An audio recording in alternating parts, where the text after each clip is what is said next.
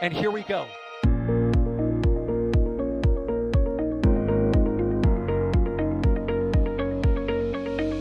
have liftoff. Propulsion continues to be nominal. R68 chamber pressure looks good. Following up. Roger, Atlantis. Water towers, fly! Yes! Tango down to nominal. Flight downside FD off. Bring in FD off. It's orange! R45! Oh my god! Oh my god! Decollage. What is it? Put that in the big bag, you know. 343 unfolds to go. Indeed.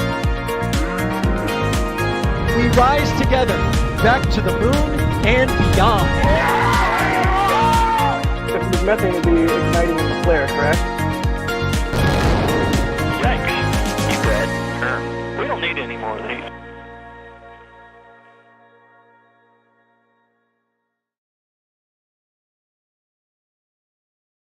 Good morning, everyone, wherever you are watching. This is Lon Seiben here on behalf of NSF, and we've got a fun one this morning because today we're going to be looking at the sun because there is an annular eclipse on the way, and we've got some really fun camera views that we'll tell you about in a minute. But first, I wanted to introduce my co-host this morning, my good friend Sawyer Rosenstein. How you doing, Sawyer? Lana, I'm doing great. I mean, it is unfortunately very cloudy where I am, but I'm happy that we're able to bring the views of the eclipse to everyone, and I will do my best to not sing some Johnny Cash. Well, hey, have at it. We have to entertain the crowd for a little while. It's going to be at least, about a couple hours before, or about an hour or two before we see this starting to make its way across our cameras. So we will definitely be following this. The good thing about this, Sawyer, is that the eclipse cannot be scrubbed. That is such a rare concept. I'm not used to that anymore. And if it did get scrubbed, we'd be in real trouble. I think of that movie Moonfall, right? Oh my gosh, no. Anti-science movie there. Hey, if Yeah. we see a bunch of 5x5s in the chat, which is great, so you can all hear us. And Sawyer and I are amateur radio operators. We call it 5-9, if you are not aware of that. But either way, good to hear that everyone is hearing us. And we are battling some clouds here, but we have cameras at the Kennedy Space Center, which won't get the full eclipse. We have cameras at Starbase in Texas, which, sorry, I do believe we'll be getting most of it, right there? Right, and again, I'll emphasize what we mean by all of it, because, again, this is different from a total solar eclipse, but it will be getting a total annular eclipse. Then also we have a camera in Albuquerque, New Mexico, and there are no clouds there, I think, because they're in the desert. And there's a telescope, as you can see, trained on the sky. And we have our friend out there, Jason Bach, who is getting set up. And we're going to hear from likely Jack in a little bit, along with Sean Doherty, once they get set up where they're going. They're kind of looking for a spot without too many clouds. So I guess before we get too much further here, why don't we talk about what you're going to see today if you're over the path of this? And I think you actually can see something no matter where you are in the U.S. at this point. So take it away, Sawyer. Let's hear about what we're going to see today. That's assuming you have clear skies, of course, yes. That's of course, right. So this is what's called an annular eclipse, as opposed to a total solar eclipse that you're probably more used to. So in that instance, that means that the moon will pass in front of the sun, or at least appear to up in the sky, but because of the distance away from the Earth, the moon will not completely cover the sun. So if you are in the path of totality, in this case, you will see basically the moon in the middle and what is known as the ring of fire around it. Hence why I'm trying not to sing Johnny Cash and get us demonetized. Basically, the kind of outer portion of it will all just be the sun with the moon blocked out in the middle there. However, there is still a chance to see some of the eclipse, so some of the sun will still be covered for most people in the United States, pretty much across North, Central, and South America. All right, so we should see some things. And so this is an annular eclipse, so it's not a total eclipse, but if you're underneath the path of the equivalent of totality here, it should get pretty dark, I would imagine, right?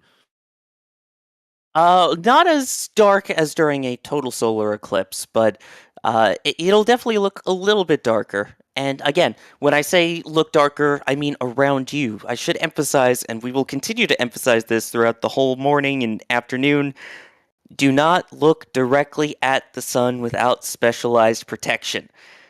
I know that sounds like common sense, but unlike a total solar eclipse where there is a portion that it is safe to remove your solar viewing glasses or whatever device you're using to view it, there is not an instance of that during an annular eclipse. So at no time should you look directly at the sun without the protection.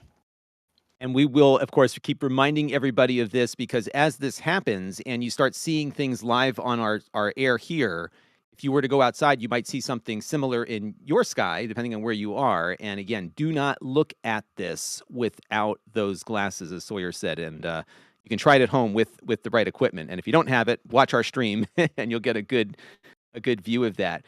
Or Sawyer, here's a fun little hack. Yeah. If you want to kind of see how far the eclipse is along without looking directly at it, if you have a strainer or a colander or something at home that has like the holes in it, right, put it outside underneath the sun and take a look at the shadow. Inside the holes of each of the little holes in the colander will show the eclipse or how far the eclipse along is in the sun, in the shadow. Oh, neat. A little projection. Yes, exactly. So there you go. You could do that. I remember doing that when we had the last total eclipse, because up here in Connecticut, we of course did not get totality, but we had a little bit, and it was kind of fun. I did something similar. I poked a hole in a couple of pieces of paper or cards or whatever, and was able to see little crescents on my back porch there, which was kind of fun. So, so right now we've got a view here of we're going through all of our different camera views. We have robots and people all over the place, and we'll keep an eye on things. So, when should this start beginning? When can we expect to start seeing the moon come in front of the sun? Well, the annular eclipse begins at 12:13 p.m. Eastern Time. That's 11:13 Central, and then ends in Texas at 1:03 p.m. Eastern or 12:03 p.m. local time in Texas there. And as I we do look believe live at the setup there being he is. set up here in Albuquerque, New Mexico. And our good friend Kevin behind the scenes has been putting together these awesome timers that are tied to each of our camera locations. So this will give you a sense as to when each of the locations that you're looking at will begin to see the effects of the eclipse. And as Sawyer mentioned, it begins at 12:13. I don't know if Kevin can pull up that map we've got, but you can get a feel for the path that we're going to see take here. And it looks like around 12:13, which is when it begins, it'll be up in the Pacific Northwest and then work its way, what about southeast-ish? So it's going to go right through Albuquerque. So Albuquerque is right on the path. And sorry, do you know if Boca Chica is underneath this as well, or are we kind of off to one of the sides? Nope, that Boca Chica is underneath it. So you'll see, occasionally on the graphic we'll say 90% totality. That's basically the equivalent of the full annular eclipse here. You're not obviously going to have 100% full totality coverage because this is not a full totality eclipse. And one neat thing is that there is a portion of Texas, right around the San Antonio area, that is going to get this eclipse today. Then we've got another one, I like to say scheduled, but there's another one on April 8th that is a total eclipse that's going to basically begin down there and work its way north. So if you're in that area, you're going to get a double header eclipse over the next 6 months where we've got the annular one today and a total eclipse on the 8th. And Sawyer, why is it that we're not getting a total eclipse today with the moon going in front of the sun, whereas in a few months we will have a total one?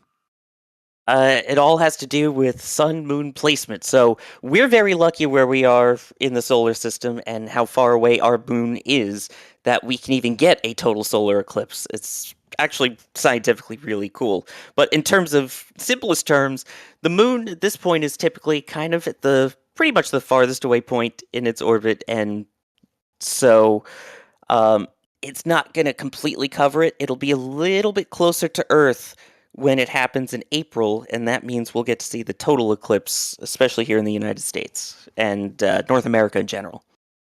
It is awesome. Have you ever seen an eclipse, Sawyer? Yes, I saw the 2017 total solar eclipse. I was at a viewing party in Sumter, South Carolina, Oh, neat. and there is nothing like that. It is the coolest thing That's one of those, I say people should see a rocket launch at least once in their life if they can. An eclipse is absolutely worth seeing because it is a full body experience in that not only do you have the visuals of it, but you get the temperature drop as Oh, things get interesting. darker. You get the sounds of nature as they react to all of a sudden now it's night. So the creatures that come out nocturnally are kind of waking up a little confused. So Right. it's that's why it's total, pretty much all senses except maybe smell Right, unless there's one of those creatures next to you there. Yeah, and or then taste. in Yeah. the or taste, right. And then in April, we will have another opportunity for that. My brother actually lives under the path of totality in Vermont, so my plan is to head up there in April, and maybe we'll get some great imagery from up in Vermont. And of course, today clouds might be an issue, but I think we've got enough cameras in enough places that I think we will be okay. And I think what we can do real quick while we're getting our all of our stuff set up here is to thank some folks in our support queue. And I want to thank first the RC Horseman, who gifted one Red Team membership. Roland Hines here also gifted a Red Team membership. The Cat Herder Cam Sawyer has contributed $20 in super chat towards pun tokens. So Oh, get those puns ready. And a I new would I feature. would start making jokes already, but I don't want to eclipse the kind nature of this person. You are a master, my friend. So there will be more to come. And thank you for filling up the pun token queue there. And the Northwest Dog celebrates 13 months of membership. So we have a new feature here where we can pull in membership milestones. So if you are a longstanding member, we will have you in there. So we do have some questions queued up. This is a good one, Sawyer, from Edward Brown. This one kind of includes both your interest in space and solar science. Can the people of space stations see the eclipse? For the total solar eclipses, it's very obvious. Yes, it's kind of cool. You can see basically the entire shadow move across the surface of the Ooh, Earth. So satellites view it. If the ISS is overhead, there'll just be. It kind of looks like a dark spot, like right. there was a smudge on the lens or something over the whole planet or over a portion of the planet. So yes, you can follow the totality of the eclipse from the And space here's a station. question from Tom V. And I actually remember seeing something related to this question the other day. Total eclipses because the sun and moon's visual size mostly match, as we discussed earlier. Are there eclipses on other planets because of a similar moon to sun ratio? And I saw something NASA posted just recently of Phobos eclipsing the sun, although, of course, Phobos is a very small moon. But there's some beautiful imagery from one of the Mars rovers of that moon passing by the sun, which was pretty cool. And I guess if the conditions are right, Sawyer, you'd have eclipses on other planets too, right? Yeah, one of the biggest ones I know for sure is that Cassini got some great photos of eclipses of Saturn. Just keep in mind, Saturn has dozens of moons out there, so it's quite common for them to end up passing in front of the sun like that. And again, just like with the view from the space station, there's some great shots from Cassini where there's just a giant black splotch on the surface of Saturn because one of those moons transited right in front of the sun, just right to create a solar eclipse on Saturn. That's awesome.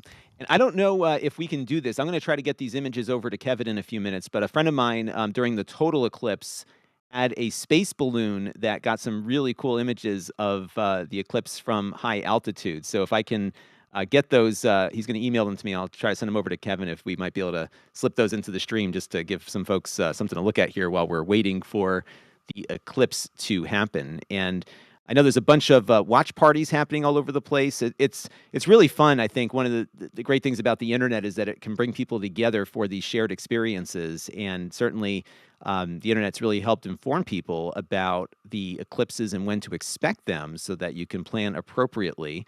NASA's got a great website that you can take a look at for planning your future eclipse party there. They also have some really good articles on how it impacts wildlife, because as Sawyer mentioned, that the night creatures suddenly popped out, and I guess it could be very confusing if you're a night creature to have the sun go away and then suddenly. How long was it when you experienced that eclipse? It wasn't very long, right? No, I have to check the other side of my T-shirt. It has how long it was. I think it was Okay. about a little under 3 minutes. Oh wow, that is it. So there you go. Yeah. So what we're waiting on right now, of course, is the eclipse to start making its way across the United States, and We will continue to take some questions here. Actually, here's a good one. I don't think we have any of our camera people on right now, but Lincoln is asking from our chat. Let me pull it up on screen here. Are we using any protective Eclipse glasses for our camera lenses? And just like your eyes, you can definitely burn out a sensor, especially if you're zoomed in on the sun.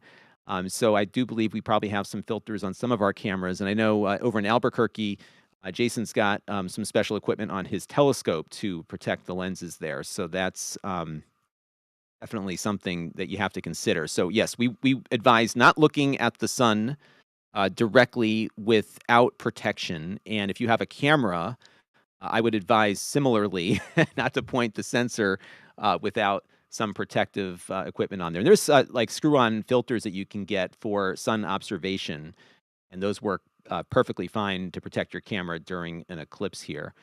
We have another question here. I think you answered this already, but maybe it's worth reiterating it. Arthulu61YT says, if I don't have glasses to watch the eclipse directly, again, you said a colander, Sawyer, would be probably the best way to experience at least seeing something with your eyes safely.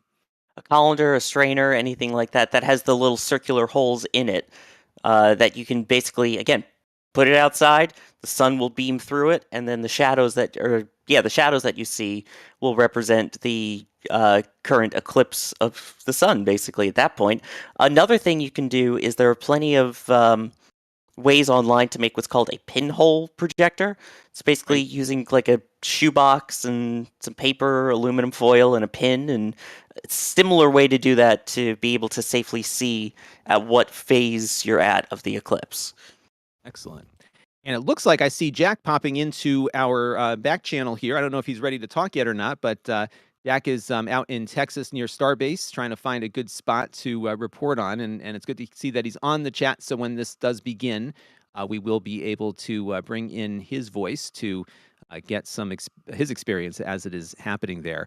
And the Kennedy Space Center will get a partial annular eclipse here. It's not going to be as significant as what we're going to see in Albuquerque or at the Starbase, but as you can see here, we're about 52 minutes away over at the Kennedy Space Center. A little bit earlier than that will be the Albuquerque location as well. So we are going to keep an eye on all of this as the sun slowly... Hey, there he is. So Jack is joining us now. We can hear you. So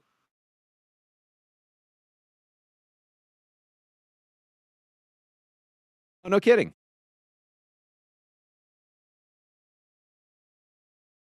All right, so we're going to get that image up just as soon as we can. So that is great news, and it's happening kind of right on schedule to some degree, right? And Jack, where are you currently located? Over at Starbase?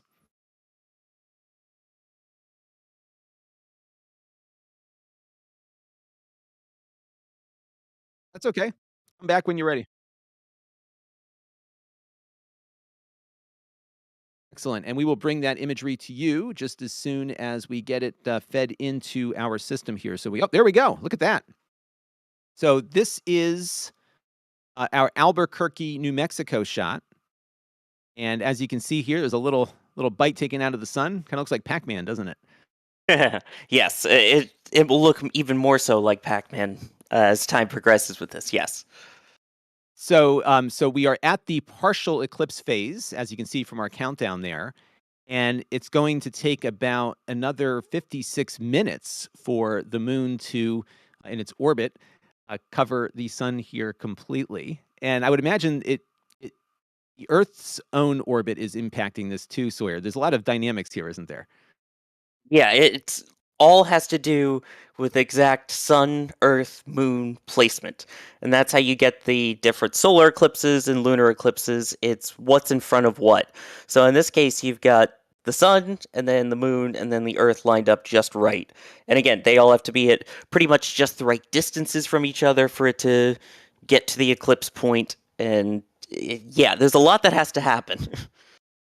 And what we're looking at here is an image through a telescope. And of course, that telescope has a protective lens on it to protect not only the telescope's optics, but also the digital sensors that are bringing you this visual imagery. And again, even though right now it's probably hard to look at the sun with your eyes, you should not look at the sun at all, no matter at what stage of this is going on without some protective gear there. But we're definitely seeing some progress here as the moon begins to cover up the sun. So we're in the partial eclipse phase right now. Yes, and I should And also point out that someone is mentioning in chat here as well that when we say look at the calendar, we're not saying look through the calendar. We're saying right. have the sun reflect through the calendar and you can see in the shadow on the ground of where the eclipse is at. And it's really cool because if you're using a colander, you've got a lot of little holes. So you're going to see, like on your porch or wherever you project down onto, you're going to see a lot of little suns that look kind of like what you see here. It's really cool. So, uh, and you'll kind of see what you see here just on your projected out, and that's the safest way to do it. And I'll take some other comments here from our queue. Austin, who is celebrating a 17-month Capcom member milestone. Unfortunately, it is rainy and cloudy, but thankfully he's got the stream for the excellent views. Yeah, we were concerned about the clouds. We might still be for a little while. I know Jack has been chasing some clouds out of there, but Albuquerque is our safe bet here. So we'll definitely have a good view of the ring of fire that will come from this annular eclipse here in a little bit. Jim Edgar with a $20 super chat. Jim and Lisa here in Seattle with the usual rain clouds. Yeah, Seattle, even though you're getting the part of it, you're not often without clouds there. So that is good to see you here, so you can experience this. Bob Davis with a $5 super chat. I said the wrong button, but Bob Davis with a $5 super chat's got his protective gear on there. Excuse me. Here's a question for you, Sawyer. The path for the next annular eclipse, is that known already? I think it's going to be a while before we get one here in the U.S. again. Yeah, that's the nice thing about orbital mechanics and the way things are is that we can pretty much predict out for the very foreseeable future for when the next eclipses will be, annular, total, all of that. I mean, we're talking decades to centuries down the line. It's pretty darn predictable at this point. So, it's a lot more yeah, predictable than Starship launches. than any launches for that matter. Yes. No scrubs. And I think according to NASA, it looks like 2039 might be the next annular eclipse in the U.S. The next U.S. annular eclipse that crosses over the contiguous United States, at least, is 2046. 2046, even longer. So I will be super old when that happens.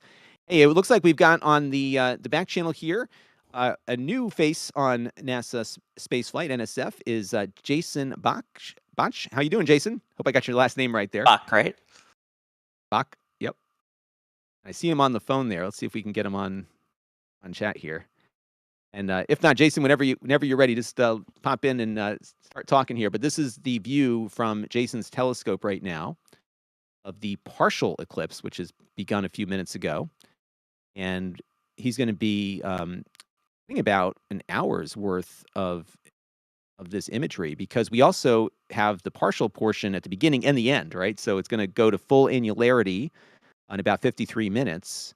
And then we'll see kind of a similar image on the other side of the sun as the moon continues to go about its orbit there. So that's going to be pretty neat to see. Oh, yeah. And here's some clouds from Starbase.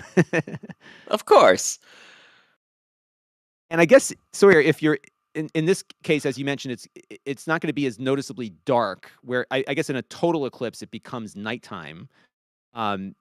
This is not going to provide that level of light blockage. But if you were in a total eclipse, even under total cloud cover, you would essentially see a cloudy night. Kind of, yeah. From at least the experience I had with the total solar eclipse, it isn't so much that it's night as I think the best way that I tried to describe it back then was it looked like someone took the contrast slider on a picture and dropped it all the way down. All the colors were very muted right before the totality, so it kind of would be more along those lines. And then when the eclipse was full, it was more of a bluish purple than like a dark night sky. So interesting. It's not quite night, but close to it. So exactly. And, Roland Hines here with a good reminder, 4-month membership milestone. The newest Samsung Galaxy phones can zoom in onto the moon, right? Some of these new phones have some pretty deep zooms on them. But I would liken this, when you talk about eye safety or phone safety or camera safety, at when you've got any kind of optical zoom, it's much like a magnifying glass can be. And as we all know from children, as we used to play around with magnifying glasses, you can start a fire with a magnifying glass. And that same concept applies to your camera. So that is why we have protective lenses like you see here on the telescope from Jason's view here in Albuquerque Fun to protect fact. all of the electronics. Fun fact. During Apollo 12, they had a Mhm. camera on the surface of the moon. I believe it was actually a color camera. And they were planning on using it, and they accidentally pointed it directly at the sun, and it fried the circuitry. So they destroyed a camera by pointing the camera directly at the sun. That'll do it. When I So was yeah, in don't do college, that. yeah, don't do that. Exactly. When I was in college, we had we had tube cameras, they're pretty old TV cameras, and we were reminded never to point them at the studio lights as it would burn out the CRTs inside of the camera. So there you go. And Logan here has a question. I think we answered the question of what does it look like on Earth when you see an eclipse. So what does an eclipse look like in space? I guess you would have to be orbiting under the shadow to see exactly what it would look like, right? Right. I mean, they've seen it from the ISS before, but there are constant Earth tracking views. And the coolest is when you see like the total solar eclipses from space. So it's not going to be as nice for this one, but I believe we actually have a video that shows from one of the Earth observation satellites of the eclipse from 2016. And you can actually see the shadow of the moon move across the surface of the Earth. I know Kevin's working on getting that pulled up for us here shortly. Oh, great. And There it I'll have is. some images. There it is. Oh, look at that. That's cool. Yeah, you can literally see it just kind of go across the surface. You see the little dots. And again, this is obviously a full view of the blue marble that we're seeing it here. Right. It's a lot more angular for the International Space Station viewers who are lower down, but that's what it looks like from space. It is really cool. It's really cool. It really is just casting a shadow. It's not much more complicated than that. And that's it. That's pretty cool. And I'm going to send Kevin. I don't know if we'll be able to get these on air quickly or not, but a fan of our channel and a friend of mine sent me some images from his space balloon, which I thought were pretty cool. So I will get those over to Kevin if we can put those on later. We'll see where it goes. Here is the view from Albuquerque. I'm not sure if Jason is able to hear us at all, but Jason, are you there? I don't know if he has the ability to talk back with us here, but Yeah. Oh, there he Yeah, is. yeah, Oh, I'm there here. we go. Hi. Hi, Jason. So we're looking at your view right now. Thank you very much for setting this up today for us. And I'd love to hear about your setup and how you're shooting this, and then maybe if you're able, maybe take some questions from viewers as to what you're seeing. So have at it. Let's tell us about what you've got hooked up over there. Okay, well, I'm used to using a studio, which means it's a little bit strange to use AirPods, but I'm going to do my best because, of course, I'm directly in the path of this. This is a Crestron telescope, and it's auto-aligning. And next to it is a Blackmagic 6K, 4K Pro studio camera with a huge solar disc on it. And yeah, that's what it is. That's awesome. And the solar disk is to protect your camera's sensors. We've been talking a lot about what you should or should not be pointing at the sun, including your own eyes. This is something you got to be really careful about when you're shooting the sun, even under an eclipse, right? Because you're magnifying that sunlight. Oh yeah, absolutely. The solar disk, as you can see, is the diameter of the telescope, and is in front of the 4K camera. So yes, absolutely. If you would burn every pixel you'd touch if this were to be unfiltered. It's a beautiful image that you're providing to us here. It looks like we've got about 46 minutes until Annularity begins. And the image, of course, looks doesn't have a lot of color in it, but I guess that's because of the filter that's filtering out some of the light that we don't want, right? Well, there is really no color to this. Like if you were to watch it in real time, if you have a properly color balanced camera, what you're going to see is perfect white because it's the sun. Right. Exactly. So pretty cool. Well, we'll keep watching the sun go here and go from there. And let me ask you this: if somebody wanted to do something, maybe without a telescope, maybe they have a camera or something like that, what kind of filter would you recommend people get for their camera to be able to do this sort of thing in their backyard? My immediate thought is, please don't. If you like your camera, it's not a very good idea. The internet is awash with various crazy ways to do this, but at the end of the day, it's kind of polarized filter or roll the dice. Got it. So it's a risky endeavor unless you've got some heavy duty equipment like you've got there, I would imagine. Especially if you have a nice camera hooked up there. So that's What I did in that's great. what I did in 2017, just for reference, was for before the totality, or in this case, for any point of this eclipse. I had solar eclipse glasses. Pointing my phone at the ground, I placed the eclipse glasses over the camera and then pointed it up at the sun. So again, it still has the protection over it. And I'm going to put up a super chat here, a very generous one from Russell Snodgrass. And I also it also ties into Jack. So this is, I believe, Jack's image from Starbase. Look at that one. And Sawyer, if I'm not mistaken, we are seeing some sunspots there too, aren't we? Looks like it. Let me blow up the screen a little bit larger. Yeah, it seems to be kind of more of a quiet period for sunspot activity at the moment, but yeah. Yeah, Pretty definitely cool. some sunspots. And Russell's noting here in his very generous super chat. Thank you very much for this. As much as I love the total Starbase coverage, the fact that you all, I'm in New England, I say you all, cover it is all why I keep coming back. Thanks to the field guys for the awesome coverage. Hey, Jack, when is the next bacon eclipse? I think we'll make sure that Jack is well fed with bacon for Tonight. the images. Yeah, I think I see Jack unmuted Good here. tonight, so- you say? The answer is Yeah. tonight.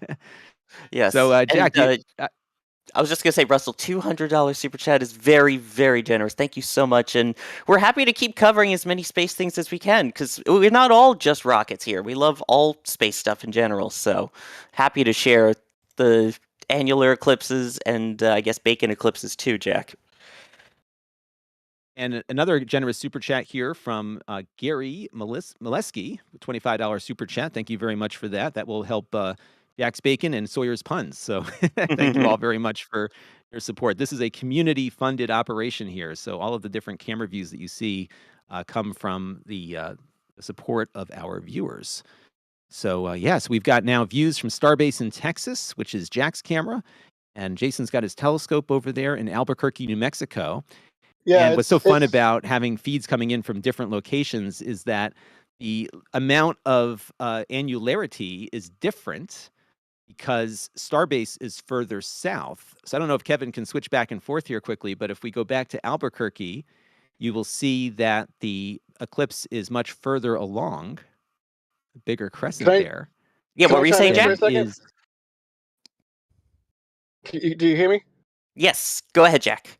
I have to take a brain moment here to wrap our heads around the fact that we can see it from Albuquerque and Starbase at the same time. That's like a really cool thing that we can only do because of everybody's support. So just wanted to throw another thanks to Russell there and everybody that's coming out to support the channel, because I mean we have views from everywhere, and that's what we try to do. So yay! It's a little bit cloudy here today, so my feed is going to be intermittent, and it's windy, so I'm trying to keep the shakedown to a minimum. But so, hey, eclipse over Starbase. We've got a wide camera going. Sean's got his camera going.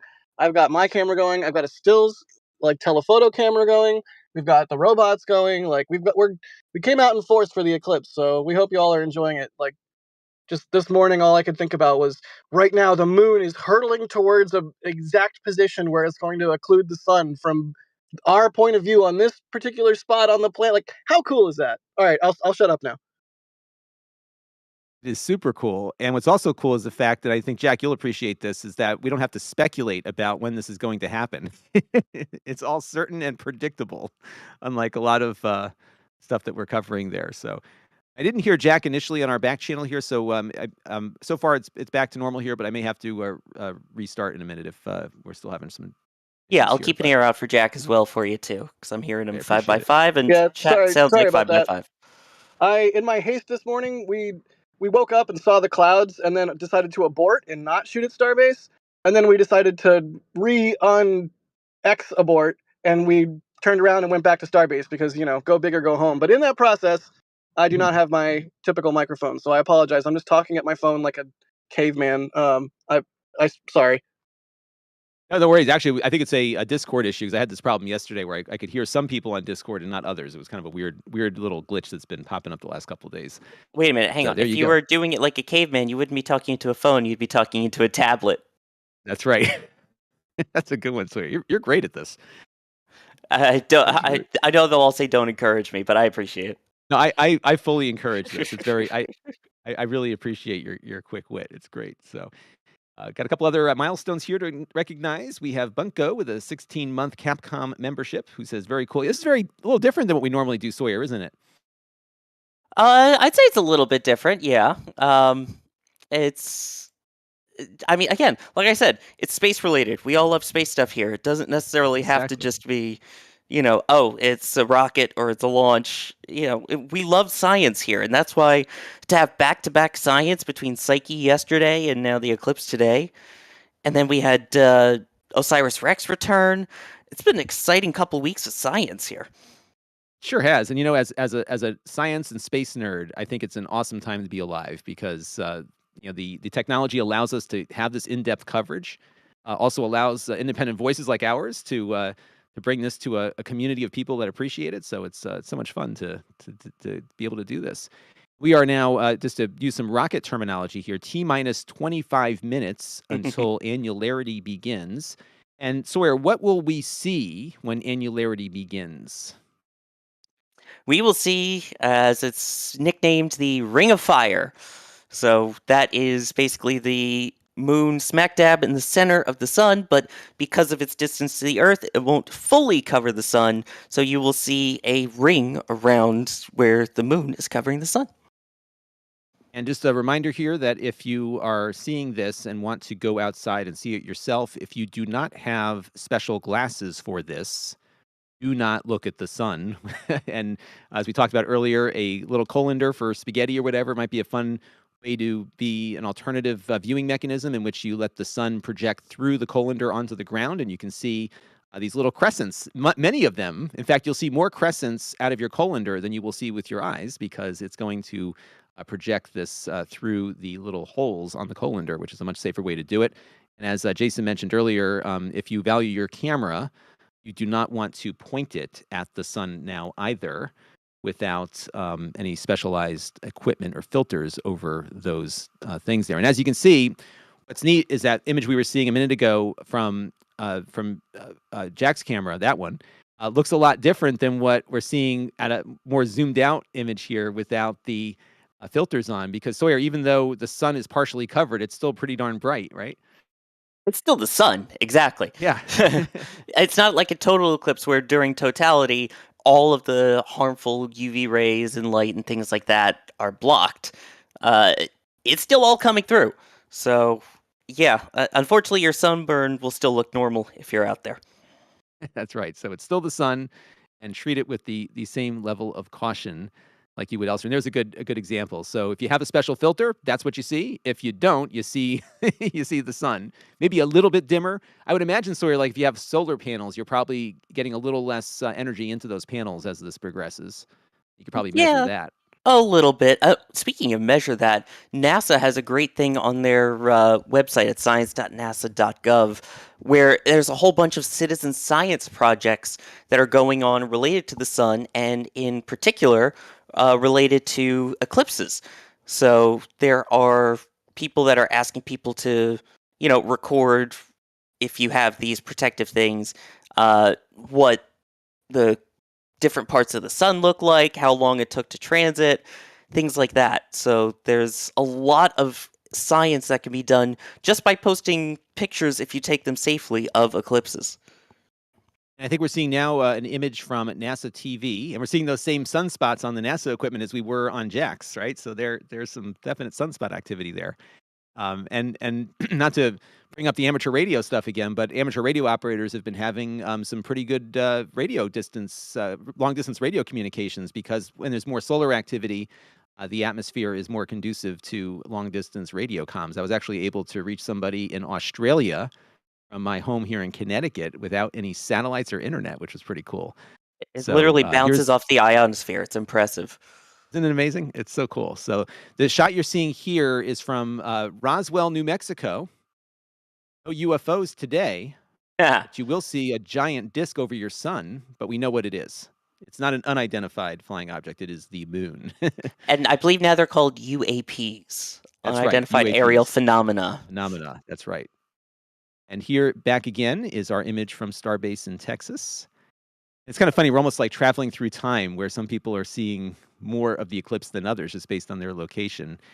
And I did have a question here from Jace VR, and perhaps we can pull up that map again to answer this one, which is what time will the solar eclipse be visible in New Hampshire?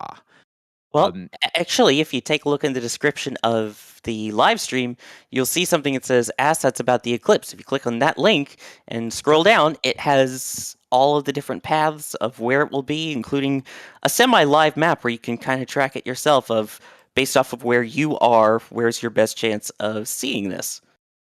And as you can see from the map, the maximum annularity, which is not totality, is taking that course that you see on the map there. But in other parts of the country, it will be a partial eclipse. And if you are projecting things or viewing things safely, you might see a little chunk of the sun taken out by the moon, but it won't be close to what the imagery we're seeing here across the path of annularity. And at right this now, moment, it's about the main path of annularity. Oh, sorry, I was going to say is right near Oregon. That's right. So we're at noon. So we're starting to have that total annularity now over the continental United States. And what'll be fun here is watching that continue. So of course we have Jason's camera in Albuquerque. Ooh, look at that. That's a beautiful shot. Again, yeah, you see it getting closer and closer to annularity. This is via NASA TV. And that is in San Diego. Oh, wow. Oh, wow. Which is not in the path of full annularity, just FYI. So right. that one will not see the full ring of fire. So, and in this image, because of the this might be a good way to illustrate the question. What will happen here, Sawyer, I'm assuming, is that the moon will kind of go where it is. It'll kind of go lower, right? It's not going to go over the sun. It'll kind of glance across it in areas that are not in the path of totality or annularity. It'll cut across, yeah. So instead of right. going smack dab in the middle where you see the ring around it, it'll kind of look like at the max point of annularity that there is a giant cut out of it. It'll look, again, almost like in this case, a crescent moon, but it'll be a crescent sun, and then continue outward. All right, and we have a couple more super chats here from Jim Cavett. He says, "Great job, y'all." Did I say it right this time? I mean, I'm from New Jersey originally, so yeah. I don't usually say that terminology. So wrong person to ask. Yeah, we are fellow members of the tri-state area. That's what we call ourselves up here: Connecticut, New York, New Jersey, the tri-state. Yes, originally tri-state. Yes, we all talk differently, which is kind of funny, but none of us can say y'all or y'all properly. And Jim Cavett, thanks for gifting one Red Team membership along with Jeff Rowe here. And also a super chat, $4.57 from B0AWS. Cool beans. Absolutely. Cool beans. Well, no, I just love the fact. I guess, yeah, they would be cool if it's during annularity because not as hot with less sun. That's right. That's right. That was bad. And, I know. Hey, every one of them is a winner to me, Sawyer. And what's really fun about this is that this is something that we know is going to happen, unlike our rockets, which tend to be a little more finicky.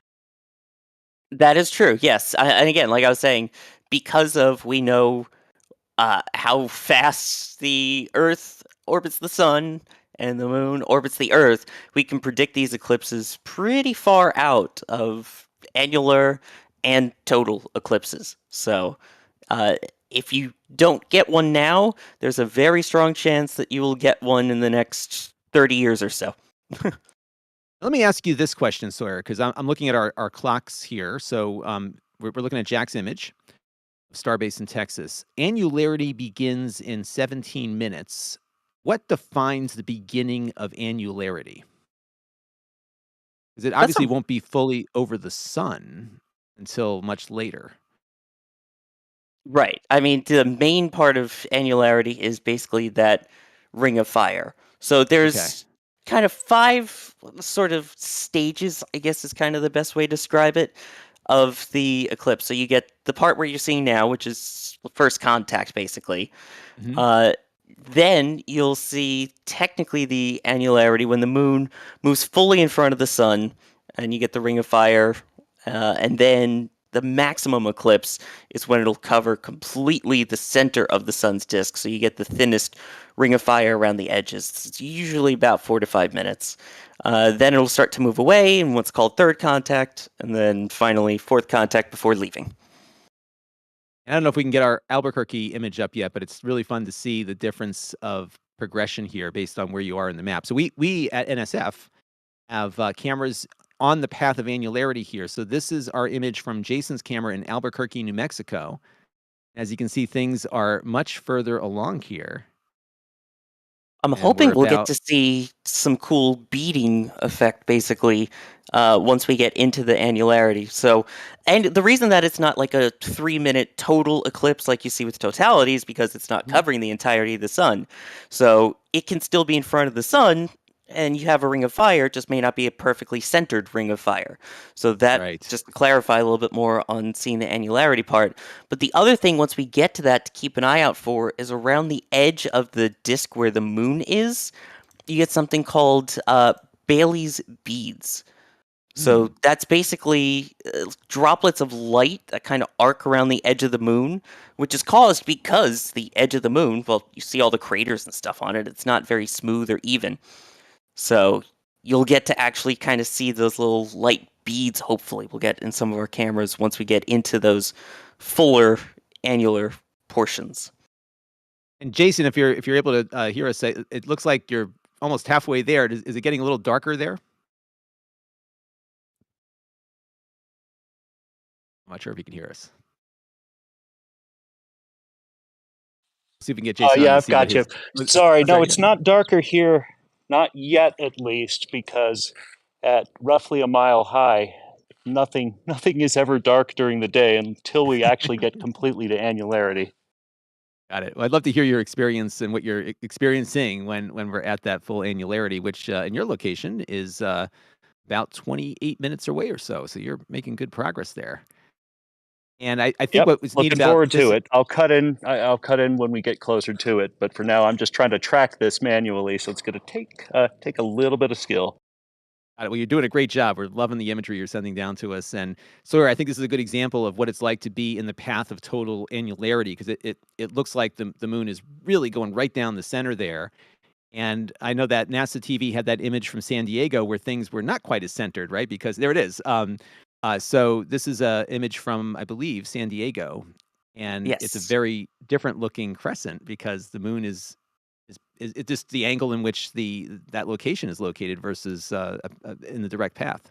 Yeah, you can kind of tell that it's not going to go in the middle. It's going to cut across the top here, right in front of that sunspot there in the top left of the sun, lower left of where the moon is just about to cross over it. Which, I mean, again, big shout out to the San Diego Astronomy Association for that shot out there. Again, the clarity where you can see those sunspots out there. Beautiful. Yeah, really cool. And you can also, and this is from our chat here, Flawed Perspective, who actually has a very good perspective here. You can also, if you look on the edges, you can kind of see the silhouette of the features on the moon too. Yes, exactly. Again, the unevenness of it. Yeah, such a neat thing. What kind of opportunities are there for scientists when this happens, Sawyer? I mean, a lot of it is going to typically be during the total eclipse, because that's when you get to see parts of the sun that usually aren't visible to the naked eye without, special space-based observatories. But again, it's a way to kind of get a view of the exterior of the moon. It's a way to, like we were talking about those Bailey's beads, you can kind of see the surface of it. Just more studying of the sun. And the biggest thing is always just the citizen science. Not even so much what the scientists can learn, but gathering data from all these different locations. What was the temperature? What was the brightness? Where did it move to? Confirming all of their findings, and just helping them better understand these eclipses in general. I've often found too that there's great educational opportunities. I remember in high school, we didn't have a total eclipse, but this was back in 1994. We had a partial eclipse where it actually got visibly darker outside, and one of our teachers went out with his telescope and got it all set up so we could see it. And there's something about seeing, looking through a telescope and seeing planets and moons and other things with your own eyes versus just a computer screen. I think there's something more real about seeing it yourself. And these provide Oh, yeah. really great opportunities for spreading the good news of science, right? Exactly, but when either weather or location doesn't cooperate, I think it's a pretty good alternative. But Everything has to be just right to be able to see this. And not only the sun, Earth, Moon location, but also weather, clouds, things like that. Even if it's hazy or foggy, it might be a little difficult, even if it isn't super cloudy. So Right. And it looks like the San Diego view here is about to cover up that sunspot. You can see it getting gobbled up, gobbled up by the moon. waka waka waka. Yeah, look at that. You can actually Pac-Man see it getting style. overtaken now. Isn't that cool? Yeah, doesn't get That's old. awesome. No, it doesn't. None of this stuff gets old. And you think about the fact how predictable this is. Back in a there was a period of time in which it was pretty frightening to have the sun go away in the middle of the day when people did not know these things were coming. And here's our Oh yeah. view And again, of sorry, I was going to say that it's kind of similar even to animals nowadays when that happens. A lot of the creatures around don't realize what's happening, so night turns to day turns to night, vice versa. You get some very confused sleep patterns and animals coming out in the day that normally wouldn't. And this is the view from our Starbase Texas camera. This is just kind of zoomed out, and this is kind of similar to what you would see with your eyes, right? So it's not going to look all that different until you put on the proper filters. And this might be a good opportunity to remind everybody that if you are seeing the stream and wanting to see this for yourself, you should not be looking directly at the sun without proper eye protection. And we will be making this warning constantly throughout the stream as people come in and out.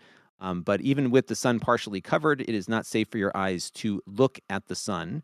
And that's where having a colander or something that you can use to project the sun onto the ground is a much safer way to do that. So Yeah, and then there's also the pinhole ones that you can make, and last resort also, if you happen to be a welder and have a professional welding mask, those can be used as those well. will work. Perfect. Look at that. It's our Albuquerque view. We're getting closer and closer here. And this is coming from Jason's camera, who's streaming directly into our studios here. And he's got about another 23 minutes to go until maximum annularity. And they call this annularity not because it happens every year. I always think of annular, but this is because it's partial. Exactly. Partial full kind of thing. Doesn't cover the whole sun. So, fun fact, the origin of it actually goes back to Latin. So, the original Latin word is annulus, which means ring. So, annular eclipse is when you get the ring of the sun around the moon in the eclipse. Here's a question for you from Into the Cosmos, $1.99 super chat. When will SpaceX colonize the sun? At night. Good news about the sun, it's got plenty of energy. That's true. A little dangerous. And by the way, I will add another safety warning. If you ever do get to ride a SpaceX ship to the sun, do not step foot on the sun. Not a good place to be standing. And Jared Walker, thank you very much for your 5 Red Team memberships. Who gifted them, I'm sorry. Thank you, Jared. And all of you who received one, definitely give a thank you to your generous benefactors here. RC Horseman also gifted 5 Red Team memberships. And Matthew Robertson did as well. And what we are looking at right now, folks, is our camera view from Albuquerque, New Mexico. This is a kind of a different stream for us at NSF because we typically cover rockets, but we figured, hey, we've got cameras and people in the path of maximum annularity. So why not go live and share some cool space stuff with people? So that's what we're doing. Exactly. And again, it's such a cool event, and it's pretty much visible in a large portion of the western hemisphere of the globe. So a reminder, this is visible in not necessarily in its annularity, but the effects of the annular eclipse are visible in Canada, the United States, Mexico, Guatemala, Belize, Honduras, Nicaragua, Panama, and then full annularity continues into Colombia and northern Brazil. I got a solar science question here from the chat from Thomas Harper. Uh-oh. Because, we forget how big the sun is, right? So he's wondering, how big would you say, now we don't see them anymore, but there were sunspots that got covered up by the moon here. How big would you say those sunspots are? The size of North America? Smaller, larger? The average sunspot diameter-wise, can be about the size of the Earth. So, I mean, A lot it really bigger. depends on the particular sunspot itself. Depends on, if you're in a larger solar activity time frame. Because again, there's cycles basically of when the sun is more active and less active. And yeah, so you're talking, you can have pretty smallish ones, but to be able to see it like that, yeah, you could be talking the size of the Earth, but probably for that one a little, actually about Earth size is probably fair. Yeah. What we're seeing here is Jack's camera as he's getting things adjusted here. It's very hard because things are moving in the sky, right? Because the Earth is rotating, the moon is orbiting. There's a lot going on here, so you have to keep moving and adjusting your camera position. How's it going out there, Yeah. Jack? Honestly, I really should have got a tracker for this after the 2017 eclipse. That's when the last one was, right? 2017. Yeah. After that one, I swore to myself, for the next one, I'm going to have a tracker.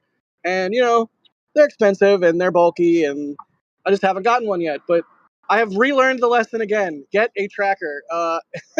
And I know for the eclipse next year, I'll definitely have one in place. But thank you for bearing with my minor adjustments and fighting the wind and all of that. Also, if it just goes black sometimes, that's clouds. But hey, at least we got something.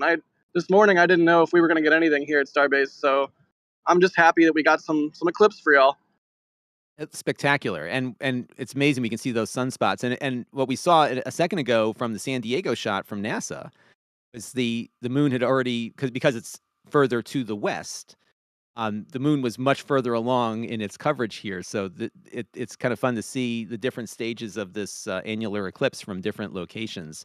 Because already those sunspots were gobbled up by the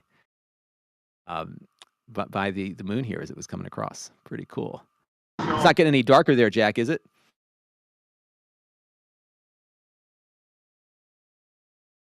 Looks like he's getting readjusted here, but what a great shot. He's, again, like you said, manually tracking this, which is impressive. And technically, you're okay, Jack, because you said for the next eclipse, you never specified total or annular.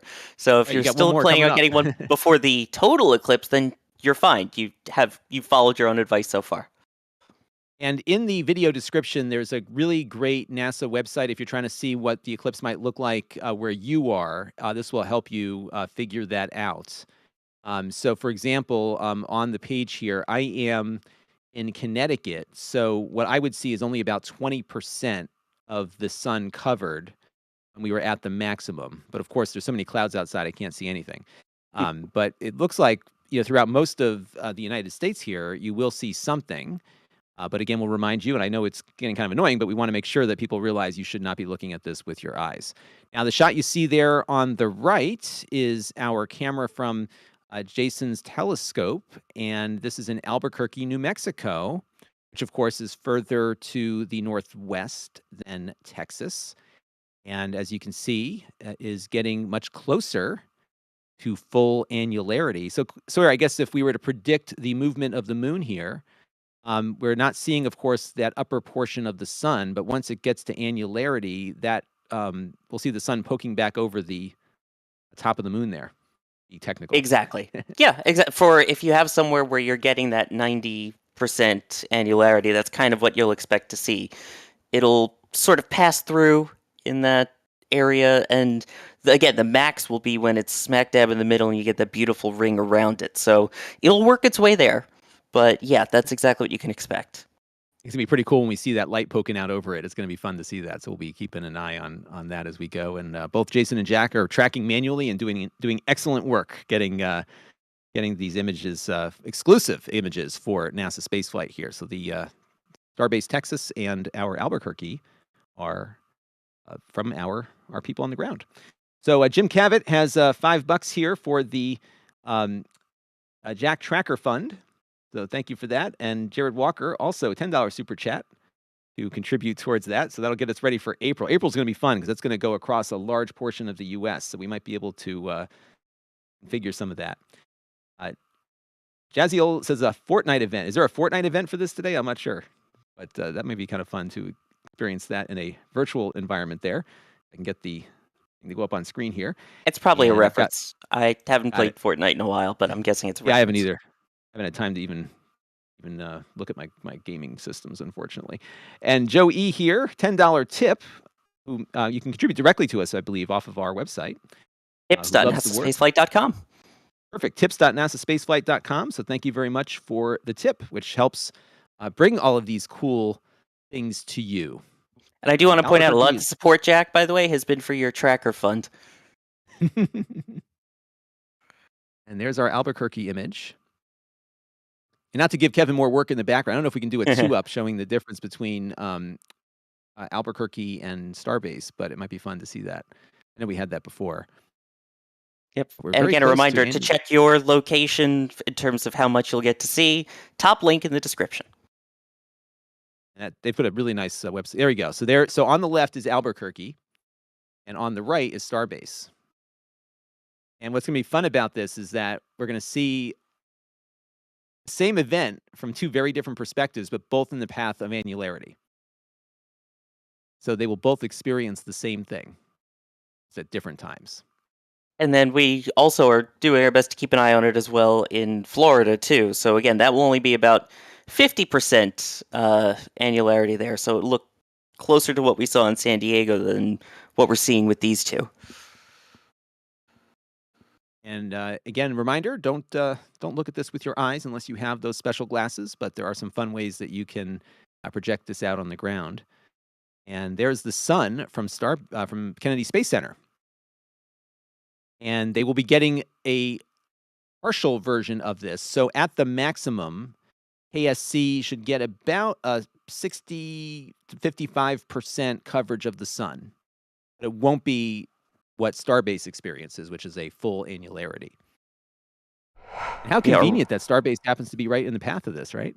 It certainly helps, yeah. Yeah. There's our Starbase shot there. So cool we can see those sunspots.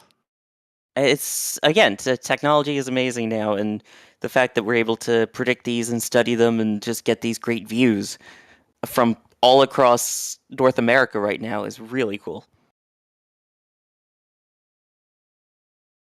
And one of the things that we had been talking about is what the experience is like on the ground. So this, even though the moon is fully covering the sun at maximum annularity, the experience on the ground, and obviously things will be probably a little bit more dusky, but not quite as dark as they get in a total. Well, again, technically not fully covering it, just blocking a lot of the light. So yeah, there's a good chance that the lighting around you may look slightly different.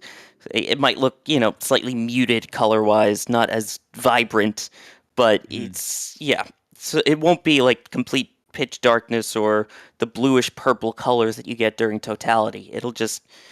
It'll seem like something's off with the color, I think was how I tried to describe it when I saw it. Right.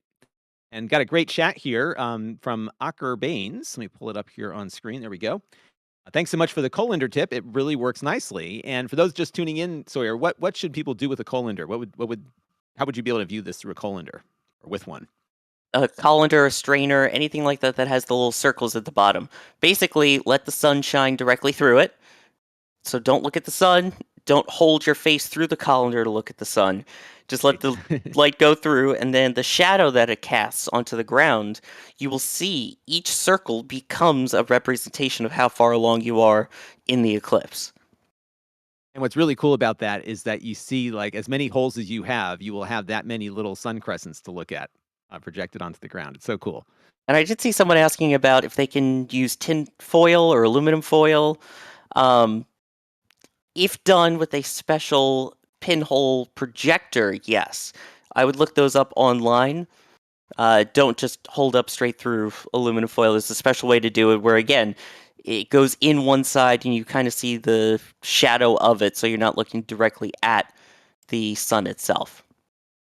And here's a live view via NASA TV of San Diego, California. Again, San Diego is outside the path of annularity, but they will be getting, looks like a nice glancing blow here as the moon comes across. So you can see it's not quite coming across evenly because San Diego is, of course, further to the west of the solar annual path. I don't know if Kevin can pull up our image again, but we can show you the map of where to expect the total annularity. And if we look at the time, so right now it is 12:23. This NASA site's got some great resources if you want to follow along. It looks like it's kind of left Oregon for the most part and is now over Nevada based on the time frame here. So we're about 12:23, and we'll expect our location in Albuquerque to be under the path of totality probably around 12:35 or so, about 10 minutes away from where we are now. So it'll move pretty quickly across the United States here as Yeah, we and this go. is across northern Nevada right now. So the biggest city around that area would probably be Elko, that area. So Yep. a little west of Salt Lake City, Utah. And the image you can see there on the right is from Jason's. Oh, we had it there for a second. There's Starbase. The Starbase, and you can see though Starbase and Albuquerque look very different from each other right now. Again, because Starbase is much further south. So we will be seeing we'll actually get a twofer here, at least from our cameras, if not more, if we incorporate the NASA ones. But again, this NASA website in the description, if you want to know what you will see in your location, super helpful. And you could be off the path here, but still. So, for example, like some parts of, if you go through like Kansas, Oklahoma, Arkansas, Louisiana, you'll get a pretty good crescent. So get out those colanders. Again, don't look at the sun, but project down onto the surface of the ground, and you'll see little crescents of the sun as this progresses, and you can actually see the progression. So on And the left honestly, there, even if you have the glasses, I recommend doing it because, as you mentioned before, and it is really cool that you just get an entire array of little mini eclipses on the ground.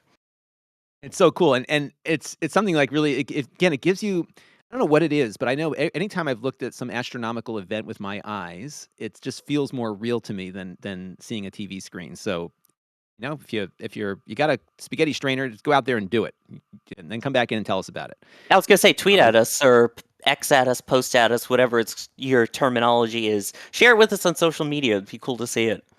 Yeah, it'd be great. Put some photos up, and we've heard from a couple people in the chat who've done it already. So it's cool stuff. And Arthulu here did just that in the chat. I'll pull it up on screen here. There it goes. Lets me click there. And yeah, even to poke a hole in cardboard. All you need to do. But again, don't look at it. So it looks like Albuquerque's getting really close here. Yeah, it's definitely getting close. What's it like on the ground right now, Jason? It is starting to look dark, but I'm having to switch between the normal aviators and the solar shield. And I sent a picture to Kevin, but I actually used an oversized solar disk for the secondary camera, so I can look directly at it through the same thing that the lens is seeing, that the audience is seeing. And it looks, at this point, I would call this God's thumbnail. I'm not sure what else to call it. Yeah. We're at maybe 5% away, maybe 10% if I were to guess. Yeah, it looks really close. We may want to hang on the shot for a little bit because I think it won't be long before we see that light peeking back over from the top of the moon there. Oh yeah, it's moving pretty quickly. Again, you're talking about the speed of orbits here, so It's very, very cool. yeah. Again, it's just in terms of timing. I mean, how like you were talking about how quickly it's moving here. I mean, just what was it, about 15, 20 minutes ago? It was in Oregon, and now Albuquerque, according to NASA, is 7 minutes and 30 seconds from max eclipse. And for reference, the area around Starbase is about a half hour from maximum. I think we'll stick with this image for another minute or two just to see, or maybe a few more minutes because it just looks amazing.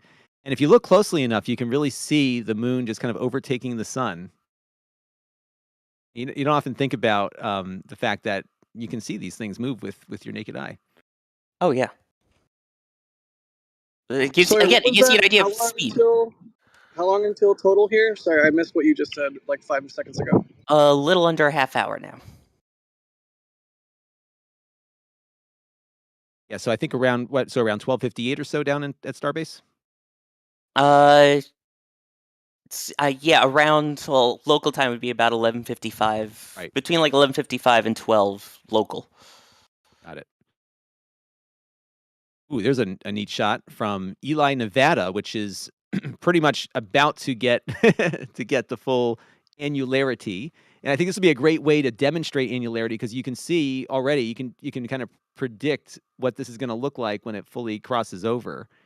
Again, not covering the entire sun like a total eclipse will.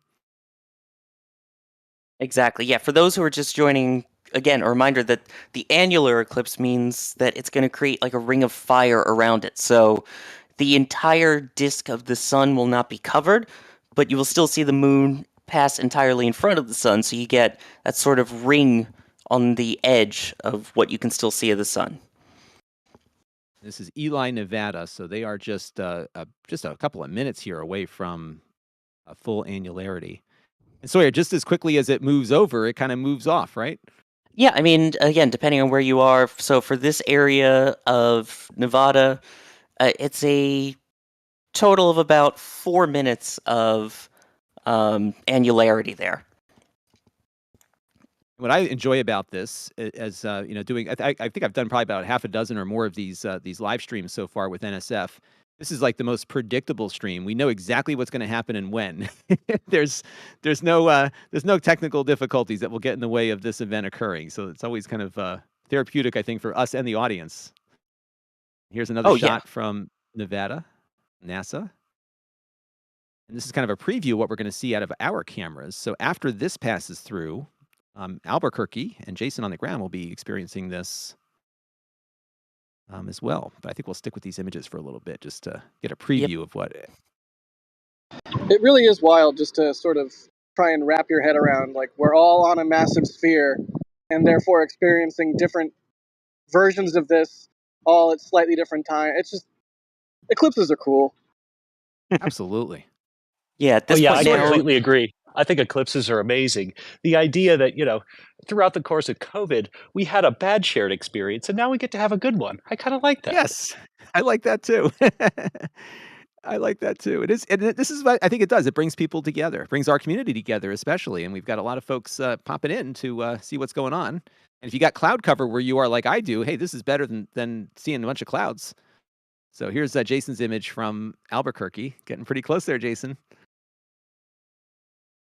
And Sawyer, a minute ago, we absolutely getting close. And Sawyer, we saw some solar activity a minute ago, didn't we? That's what it looks like, yeah. So again, the sun, you can see sometimes the, remnants of a solar flare or the sort of like arcing that you'll see from the surface of the sun.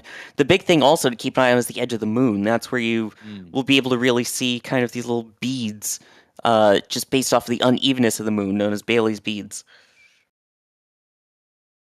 Right, and it looks like we've got some more super chatters to thank here as we are watching the moon slowly overtake the sun. And I want to thank Russell Snodgrass for a $100 super chat. If you're trying to get to Starbase, end up in Pismo Beach, you should have turned left at Albuquerque. I'll keep that in mind for when I take a road trip out there. Appreciate that. Nice. Yeah, and thank you very much, Russell, for your generous support of the channel today. We appreciate it. And this has been fun. We're actually having a good time. I knew we'd have a good time. Anytime I spend with Sawyer is always a good time. I always learn something when I have Sawyer with me. Oh, shucks. Thank you. Yeah, and right now the maximum eclipse is just about to begin in Farmington, New Mexico, on its way towards Santa Fe and our camera in Albuquerque. All right, we're getting there. There you go. Look at that. About 2.5 minutes, I believe, to Albuquerque per NASA's site for you there. So, Jason, keep an eye out. Oh, I definitely am. It is starting to get dark. It's starting to look like sunset. It's pretty incredible. And the birds have started to freak out. That's amazing. Yeah, so definitely let us know what keeps happening as we get closer and closer to the total annularity here around you. In terms of, so you said it's a little bit darker. Is the temperature probably about the same though, right? It started really cold this morning at about 40 degrees Fahrenheit, and the temperature climbed as it does at high altitude and high desert, and now it's starting to eerily and quickly cool. It feels like an East Coast storm front is coming in. Wow. That was one thing I swear I mentioned. I just want to point out that's the setup that we're using to get this shot on the left there. Awesome. So you mentioned, I never even thought about that, but the fact that the temperature actually drops significantly because the sun is covered. So and that's one of the cool science experiments that people can do is, again, during these eclipses, scientists will ask citizens, hey, keep a thermometer outside, and every 5 minutes or so, track the temperature, see how much of a change there is. And it looks like we're just about to enter annularity here. It looks like the ring is just starting at the top. That's awesome. And again, for those wondering, the reason it's called annular isn't because it happens yearly. It's literally from the Latin word for ring, and we get the sort of ring of fire effect around the outside there. So cool. Any second now, we should be getting, I believe, less than a minute. We should have that full max annularity. Yeah, I can see it starting to happen there. What other effects are you noticing right now? At the moment, the birds are just starting to. I can hear birds just about everywhere. The traffic is also completely stopped, I think, as people are pulling over or are starting to see that there's something to be seen. I'll send another still in to Kevin. I am starting to see a little bit of strange reflection off of. There's black gravel where I am, and it's starting to look. I'll show it to you on concrete, and I'll send it in to Kevin. So give me just a moment while we reach the annularity. I'll send it in. There we go, and it looks like the ring is just about to begin. All right. So cool. And if my eyes don't deceive me, that I believe we're about 10 seconds away from annularity there. Yeah, there it goes. And there we are. Filling right in. There we are. Now it's going to kind of center itself a little bit, but hey, as advertised, we are right in the path of annularity in Albuquerque, New Mexico. Look at that. It's so cool. Beautiful. And that's why they call it, you see, the Ring of Fire. Again, it's pure white in this shot, so it's not as fiery as you might think. But yeah, that is the ring. Again, that is the moon. The distance from the Earth is just far enough that it doesn't completely cover the sun, so it will still pass in front of it.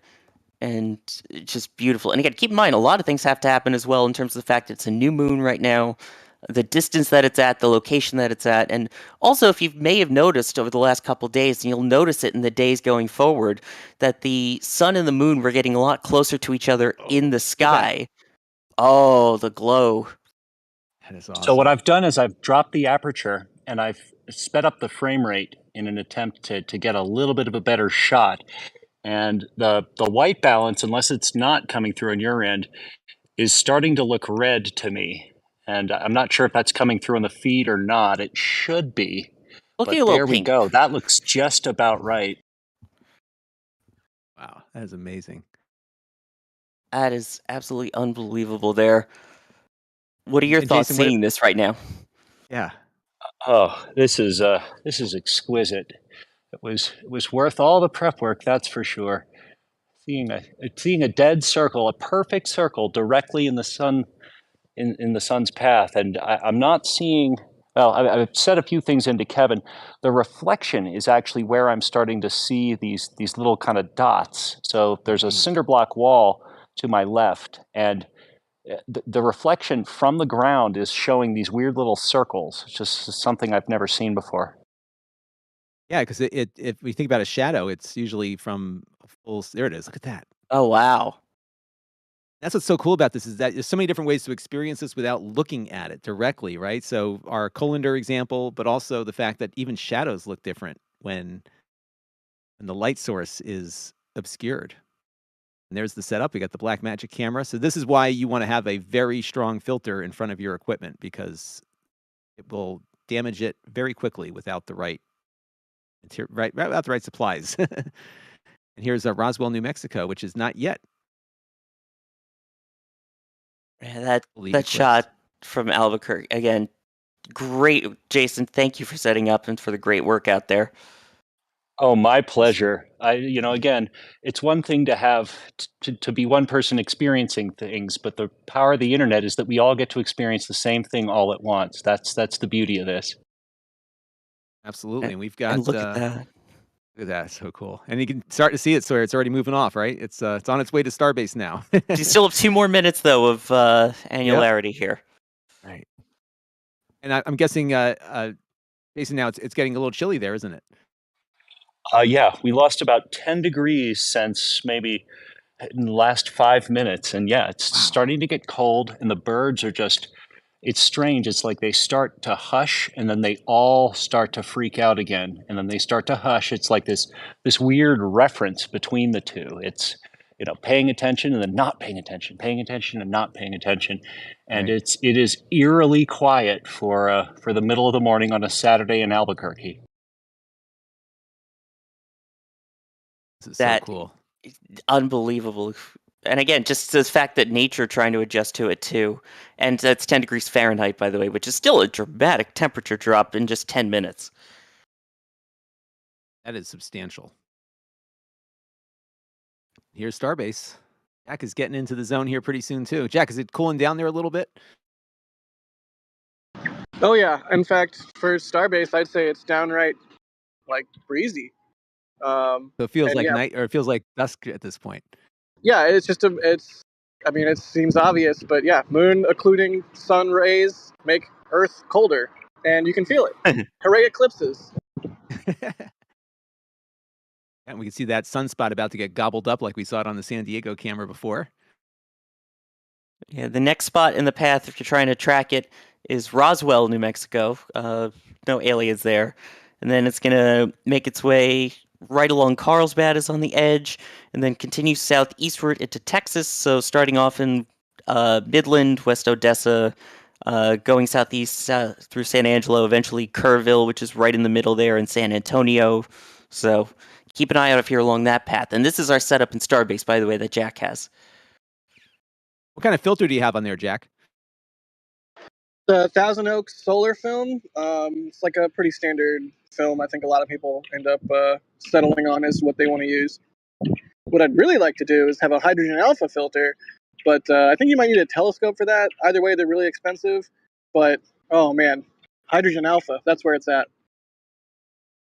And we do have another contribution to your tracker fund from Jurassic Orange with a $5.11 super chat. At least that's the conversion from Canada. And this is the view from Albuquerque, New Mexico, where we see the moon beginning to move out of annularity. Actually, I Yeah, have a the question ring is for gone, and right now it's right in the side. Jason. Did you remove your solar filter at Annularity, or did you leave it on? I left it on, and then I compensated with aperture and shutter speed. I'm also gaining the camera down about 10 stops.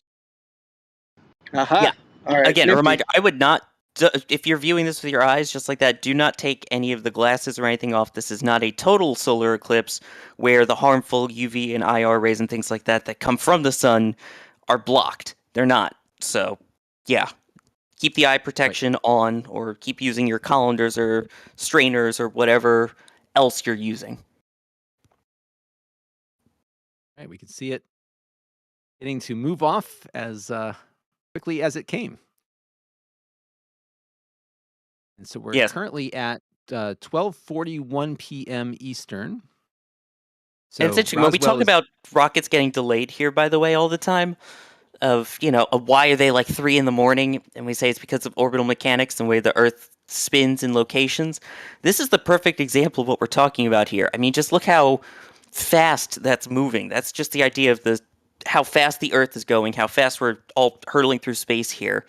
It really puts things into perspective. And again, the whole idea of, orbital mechanics, things are moving quickly in space and things have to be in just the right place to get something as amazing as this. Like this shot that had to have been from a short while ago in Roswell, New Mexico.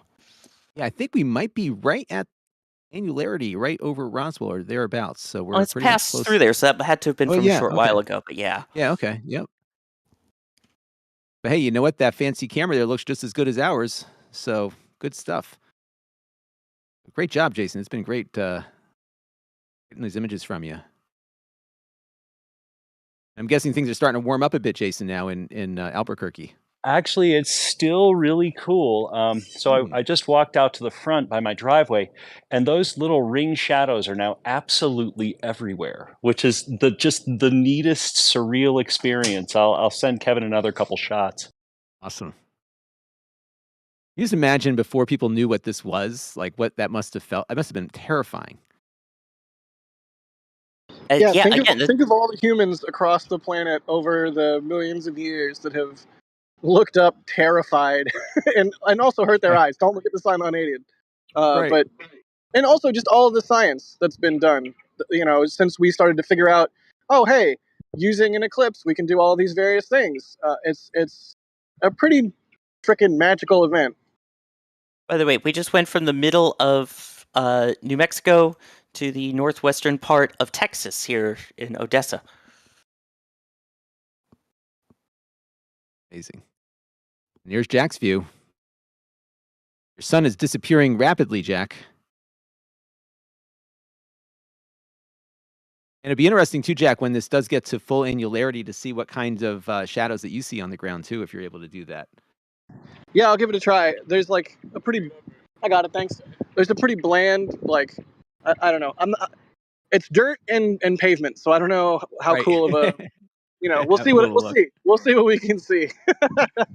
I'm just happy that the clouds are not completely occluding our view right now, because, like I said, this morning there was a lot of hem and hawing about, you know, do we try and drive as far north as we can get in the time allotted, Right. all that stuff. So, hooray, we can see it. By the Yeah, way, we you can say see there's it. a lot of dirt and concrete around you. That's you also have a Starship booster in front of you too. So, not like you're in the middle of nowhere exactly, right? Yeah, if only they had done a full stack for this, I would have died 1,000 deaths. Because I do have a Oh my wide gosh. shot, and I'm hoping the wide shot will be able to show, like, you know, the progression. Like, I do a composite with a bunch of little suns in there. And the wide shot will be cool, and it will have the booster and the Starship in it, assuming I pull it off in the edit. But it would be way cooler if it was a stacked vehicle. But you know what? Hey, at least we can see it. Right. There's our live image of a Starship, and here we are back at the moon, In getting the very sun, yeah. close to. Yeah, I'm sorry, the moon and the sun. Looks like the Yep, moon almost, yeah. And it does. Yeah, I don't know. It feels like this view is a little bigger, but then again, everything's bigger in Texas. So that's right. sorry, that was bad. This is so cool. I know we So we're keep getting. saying that it's so cool. It's also literally Yeah, getting cool out there. This it is is. just, and again, the shadows that it plays with. This is phenomenal to view. I'm glad we're getting all these different camera angles as well. And a reminder, if it hasn't hit your area yet, you can keep an eye on where it's at using the top link in the description to the science.nasa.gov website. They've got some great data here for keeping track of this from wherever you are. And remember, if you don't have the special glasses, do not look up at the sun and moon here because you will damage your eyes.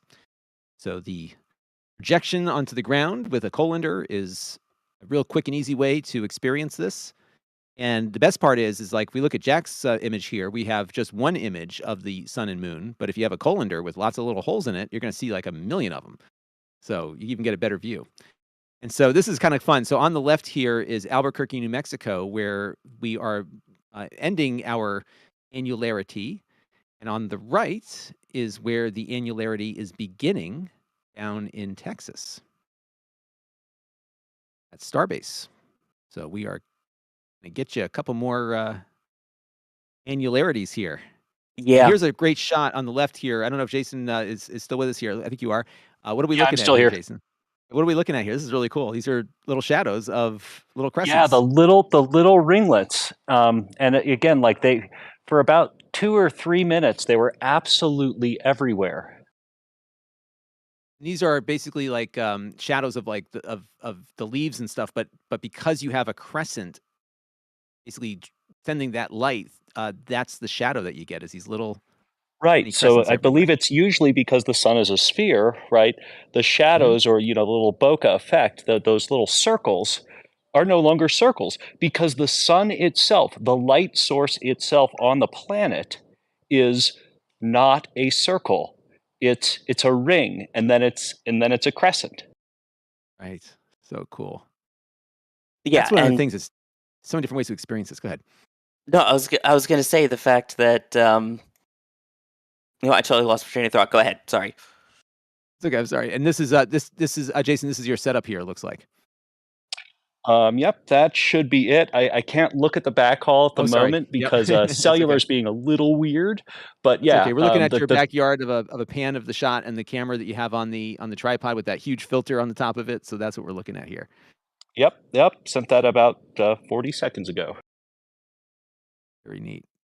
Whoa, there's Odessa, Texas. Look at that. Sawyer, look at all the Oh my gosh.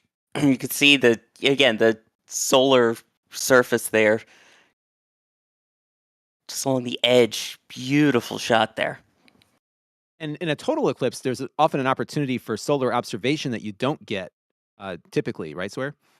Correct. Yeah, you're seeing a part of the sun that normally is not visible to the eye down here on Earth, typically only through space-based observation. So again, you don't really get that during the annular eclipse because the Mhm. sun isn't completely totally covered, but still you get a great view there of just the solar surface. One thing I noticed when we look at some of the James Webb Telescope imagery from closer in, they often block, they almost create a little eclipse of the sun to observe different stars, right? That's a similar concept as to what you get with an eclipse. Exactly. Oh, there's Jack's image. We're getting closer. So this is Oh, at yeah. Starbase in Texas, where all the starships live, and will soon be launching. And we saw a total, well, our full annularity we just saw in Albuquerque, where Jason is, and now further south is Jack. How's it going there, Jack? Pretty great. I gotta say, Starbase is a sort of amazing place to see an eclipse, and of course also Starbase. Haha, eclipse. I Right. mean, but no, this is quite an experience. For the total eclipse in 2017, I drove like 18 hours straight to. I was gonna go to Wyoming, and then I got scared and aborted due to clouds and crowding, and I went to Idaho, and it was awesome. It was kind of middle of nowhere and really beautiful, like national park kind of area. This, like sitting here looking at Ship 25 and Booster 9, and the sun is literally directly above them, getting eclipsed by the moon. It's just, I don't really know. I don't really have words. It's just really, really cool. And what's even cooler is that we get to share it with everybody. So By neat. the way, I'm Jack, gonna was that I'm gonna reframe my camera real quick. just a really quick question for you? Was that animal noise behind, or was that construction noise? I think he's reframing there. Yeah. You know what? I'll answer because that was Sure. exactly what I just heard through his feed was the same thing that I was hearing. The animals get really quiet and then all at once they start to go nuts. Yeah, it sounded like Gary the Crazy. Grackle was having a rough morning there. Yeah. What the heck is It going was on? actually it was a car. It was a car with the old timey like honky horn. I don't even know what to call it. Like the Awuga horn. And there is Yeah. the view from Jason's camera in Albuquerque as the annular eclipse is concluding and the moon is moving off the sun now. Yep, right now it's And mainly over Kerrville and just about to begin in San Antonio, Texas, working its way down kind of towards Starbase in the next 5 minutes or so to its maximum. And I missed this super chat a little bit earlier, but Bob Davis was able to see it down in Baton Rouge, Louisiana. And we were hearing from a couple of people in chat who took up your advice on the colander, Sawyer. So a lot of people have experienced this in a way that they didn't think they would be able to. So great tip. I'm very glad to hear that. And again, tweet us these pictures. Love seeing it. I'm also seeing some speaking of people asking, Kerrville, oh yeah, look at that. Whoa, that is an image, huh? wow. They are T plus 1 minute and 30 seconds. So it's already Now you get, that's a great also indicator as well with the color on that of why it is the Ring of Yeah. Fire. Wow, look at that. That's amazing. This is coming from NASA TV here. Look at that. You can just see it, kind of that edge on the left-hand side getting thinner and thinner. Yeah, and it's, again, pretty much right towards the max eclipse about now. Very neat. Inching its What a view. way down to Jack at Starbase with our cameras there. But what an amazing view! You're right. And the total Sorry for the eclipse is gonna be silence. It's really- literally just the awe of just staring at it. yeah. No, hey, we usually stay silent for the rocket ASMR. I think we could do a little Eclipse ASMR. No, there's no Yeah, except there's sound. no sounds from the sun, but yeah. Right.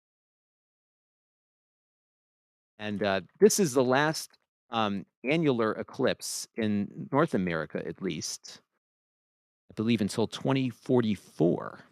Correct. Yeah, August But of 44 is the next annular eclipse in the US.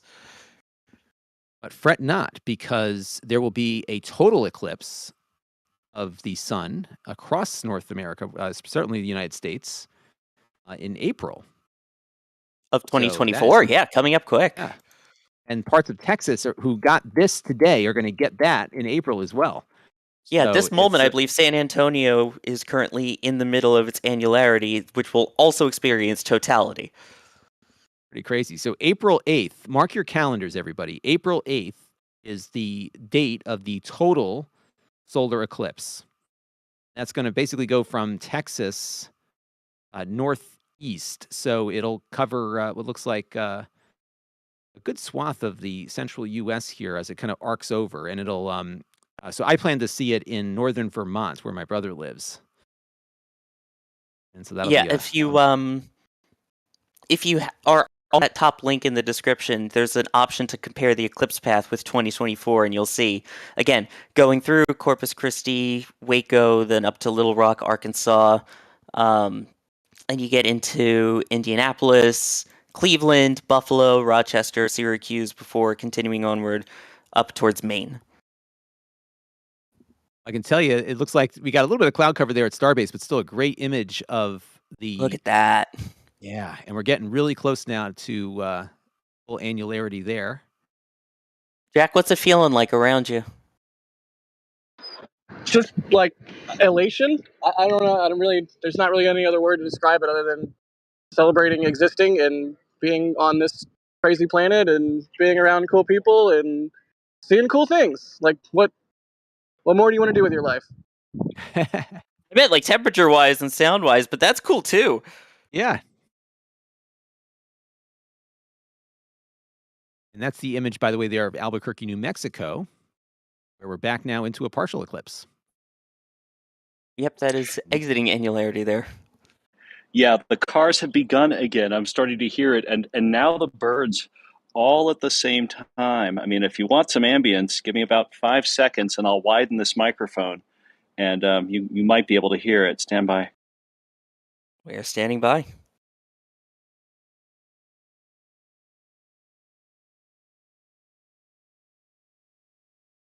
Don't know if we can really hear it yet. Okay, There we here we go. go. Let's see. Yep.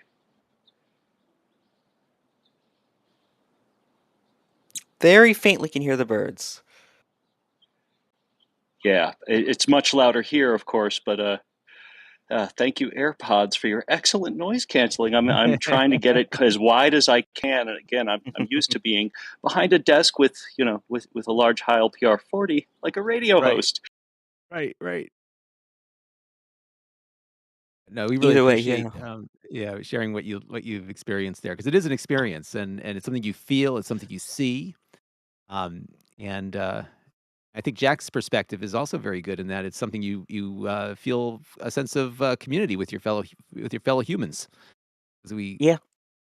Which are Corpus all Christi in southeastern Texas, that portion there now should be in its totality. So you could see how close it got right there in Starbase. yeah, and we're getting real close. And what's so fun now, Sori, is we've now seen this happen now like 2 or 3 times, so we know what to expect on this one, right? And yet it doesn't get old, even though it's Yeah. only been 5 minutes, 10 minutes since the last one. Yeah, right. I forgot to acknowledge when I mentioned the August 23rd, 2044 date for the next annularity. That reminder came from Roland Hines with a $2 super chat. Thank you very much for your support of the channel, Roland. All right, I'm sorry. I just got to scream for a second. This is so cool. Like look at the moon. You can see the sun curving behind. It's such a crescent. Ah! I know I should be more eloquent than that, but just No. ah! Hey, look, we want to know what it feels like, and I think that's the best way to describe it. No, I second that. Ah, that's so cool. There you go. The advice from the field there. That's the live reaction. I've been planning this trip to Vermont for April for years now. I'm so excited to experience this myself. I'm hoping that we're not going to have a cloudy day up there. Yeah, and that will be the total eclipse, which is its own Yeah, totally different thing. It's a right. different vibe, but it's still, you get that whole feeling around you, it sounds like, of just something's wrong with nature. Mm-hmm. So, by the way, Jack, someone did just point out the field is excited.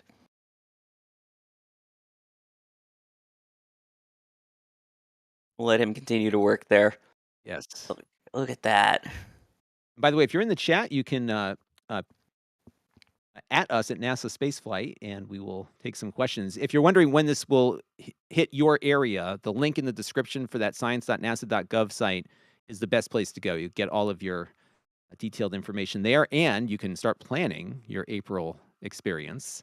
Yes, because for right There's- now, this is the final part, basically, of the U.S. The next Right. portion will go over Mexico, straight into Belize, then into Honduras, Nicaragua, skirt along the eastern portion of Costa Rica, before hitting South America around Colombia, and then going into northern Brazil.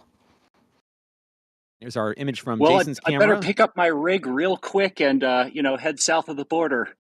Yeah. Yeah. Run, take down. I You mean, might be able to beat the sun. I mean, fun fact: there was the time that the Concorde chased a total solar eclipse, so they got to see a very, I think it was 8 minutes of totality with that. Wow. That's incredible.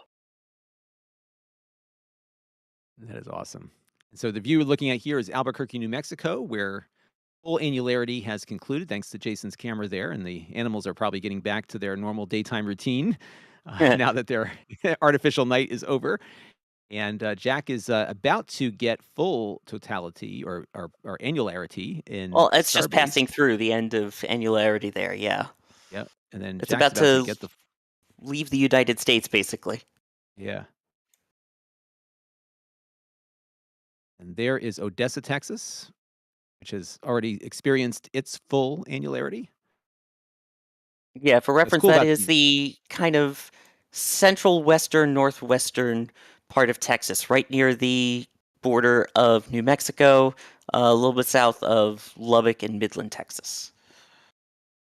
Oh, here's a question that came in from Sean Faulkner in the chat, and it's probably for Jason because Jack's about to get the full experience over there in Texas. Did you see any stars when the sun was fully engulfed?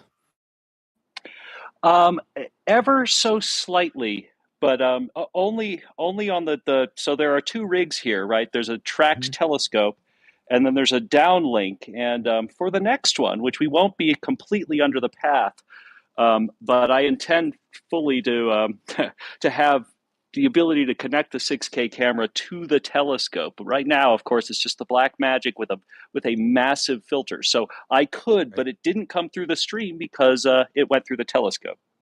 Did you see any with your eyes as you were looking up, or it wasn't quite dark enough for that? I didn't have the guts. I like my sight and don't want to be blinded.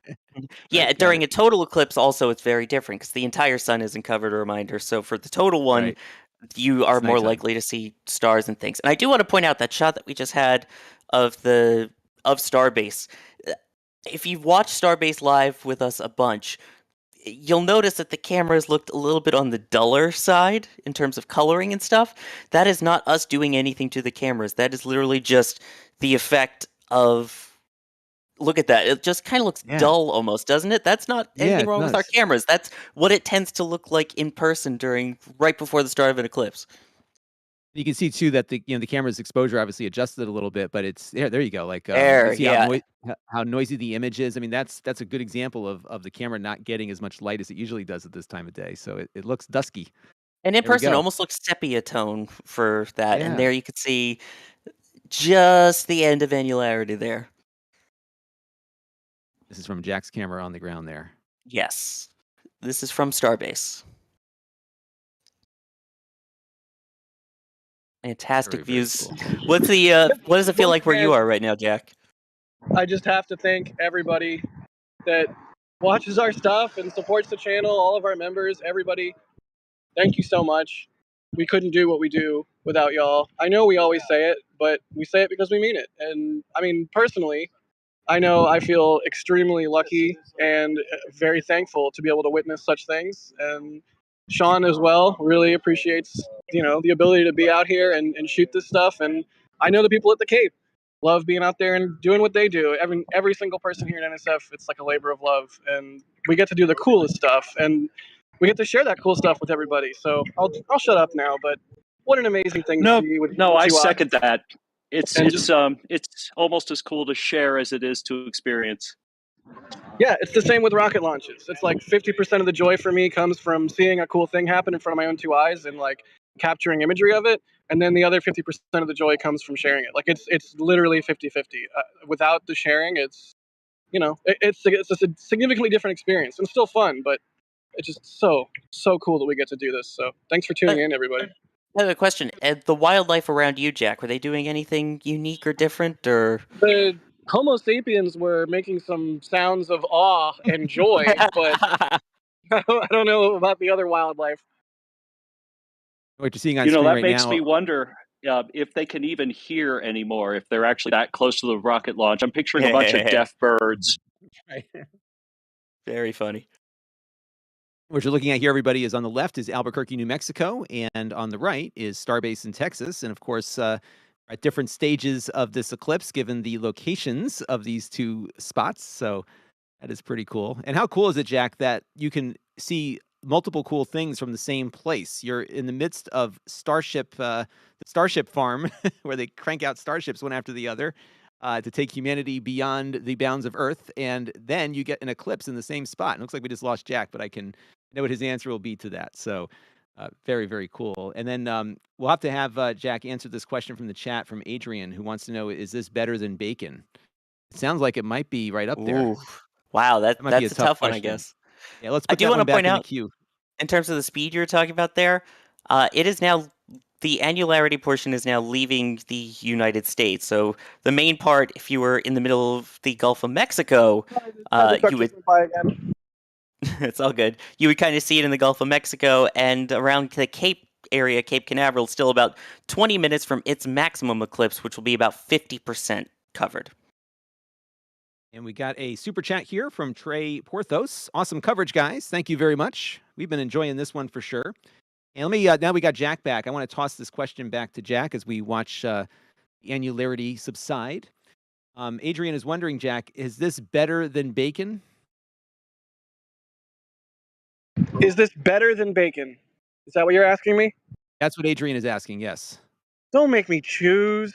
But yes, it is. Yes. Well, I believe you could probably enjoy a bacon sandwich while you observe an eclipse like this. So you could probably get the best of both Yeah. worlds there. Yeah. I mean, all three worlds: Earth, bacon, and the moon. Yes, bacon is a third world. Well, Jack, I And, can say we appreciate you bringing home the bacon with these views. Wow, Sawyer, you'd never disappoint, buddy. Well, you simultaneously extremely disappoint, but also don't disappoint. I don't know how you do it. I'm honored. And I will say we My have another. dog insists that this is not better than bacon. Yeah, the dog is always going to Look. choose the bacon. Look, if you told me you could see one of these a year for the rest of your life, but you never get to eat bacon again, I would be hard pressed to choose bacon. Although, seeing one of these a year, does that make it less special? I mean, the next one is what, 2046? So Right. it's a hard 44. choice. Right. Mm. Now, I do have some folks who appreciate what you're doing out there, Jack, irrespective of the bacon. Bidford with a $50 super chat. Thank you very much, Bidford, for your support of Jack's efforts out there to deliver this beautiful image of the eclipse as it goes from being an annular eclipse to a partial one as the shadow, if you will, begins to move its way out of the United States. So, but thank you very much for your support there, Bidford. We greatly appreciate it. And Antonio Burks, $10 super chat. And he got a big kick out of the Homo sapiens around me. Best laugh of the day. So, Jack, you got a lot of fans out there. Y'all are the best. And we're seeing now the annular eclipse beginning to leave Starbase, Texas. But we got some great views of the eclipse as it was taking place there from Jack's camera there at Starbase, but also from Jason's camera in Albuquerque. I'm guessing, Jason, things are getting kind of back to normal there now, right? Yes, my dog is actually asking for bacon at the moment. It is very upset that I have completely ignored her for the last several hours. But yeah, things are getting back to normal. I'm starting to hear more traffic. The birds are very confused, I think, because they just there was a rooster. In fact, I forgot to tell you about the rooster. There was a rooster that was very confused because thought it was nighttime. Just a few hours after daybreak at about 6:40 a.m. Yeah, I can imagine, right? It's because it really kind of triggers the. 'Cause I know the roosters like to get chatty in the morning, and this would certainly trigger the chattiness, I'm sure. That's a way to wake up. Yeah, you wake up. That's kind of like my Yeah. sleep schedule. You wake up, take a nap, and wait a minute, the sun's out again, huh? Right. And there we see. So, what? In case you're just tuning in, what you are witnessing right now is the end of the annular eclipse in Starbase, Texas, and really for the continental United States here, for that matter. This is from Jack's camera at Starbase, Texas. We had some great imagery from Albuquerque, New Mexico, thanks to Jason Bach on the call, who's over there, and Jack, of course, at Starbase. And you can see live images from Albuquerque on the left and Starbase on the right. And of course, Starbase is further south, which is why the moon is more significantly covering the sun. And I'll take this opportunity to remind all of you that, excuse me, that you do not want to look at the eclipse with your eyes without appropriate protection. So one of the more fun ways to observe the eclipse, if you don't have the proper protection, is to use something like a colander, a little spaghetti strainer. And what you'll see is an image of the sun projected through the little holes, and you'll see little crescents on the ground or whatever surface you're projecting onto. And that is a much more safe way to observe an eclipse like this. By the way, I do want to point out we have other team members that are out there just taking photographs of the eclipse too, all across the country. One of our awesome writers, Justin Davenport, he took this shot of the ring of Wow. fire that you could see there, and that is from, I'm trying to recall, I just had it earlier, Fillmore, Utah. Wow. So, Justin, thank you for allowing us to share these on air. Great shot. That is beautiful. It looks literally like almost an Eye of Sauron plus the ring. So you get a ring of fire that way. That is really something. And we have some more supporters in the chat here I wanted to acknowledge. Beach Girl with a $9.99 super chat. Thank you very, very much for that. And here's a good one, Sawyer, for the fund here. Austin Skirvin with a $5 tip from tips.nasaspaceflight.com. How does the moon cut the sun's hair? Eclipse it. Oh, that's a good one. Oh, yep.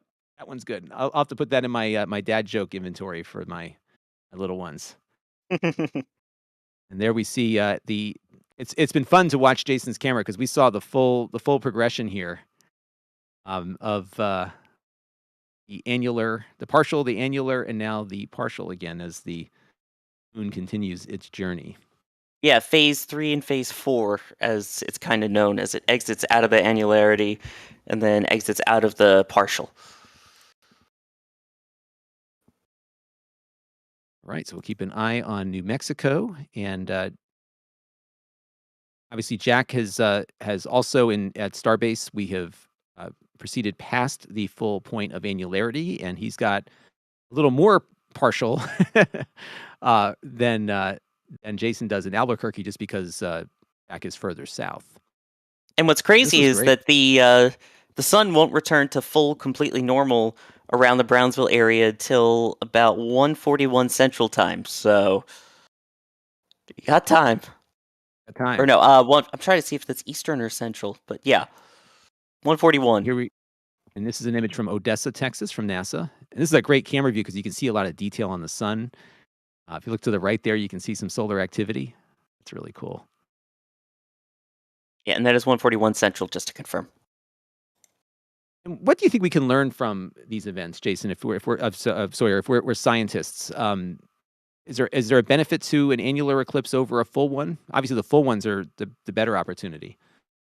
Yeah, I don't know, to be perfectly honest, what the major science achievements would be from the Annular. Again, the big thing that they end up doing is a lot of citizen science, where they ask people to, keep an eye on the temperatures over the course of a short amount of time. So, what's it like every 3 to 5 minutes, temperature-wise, as it gets colder and warmer?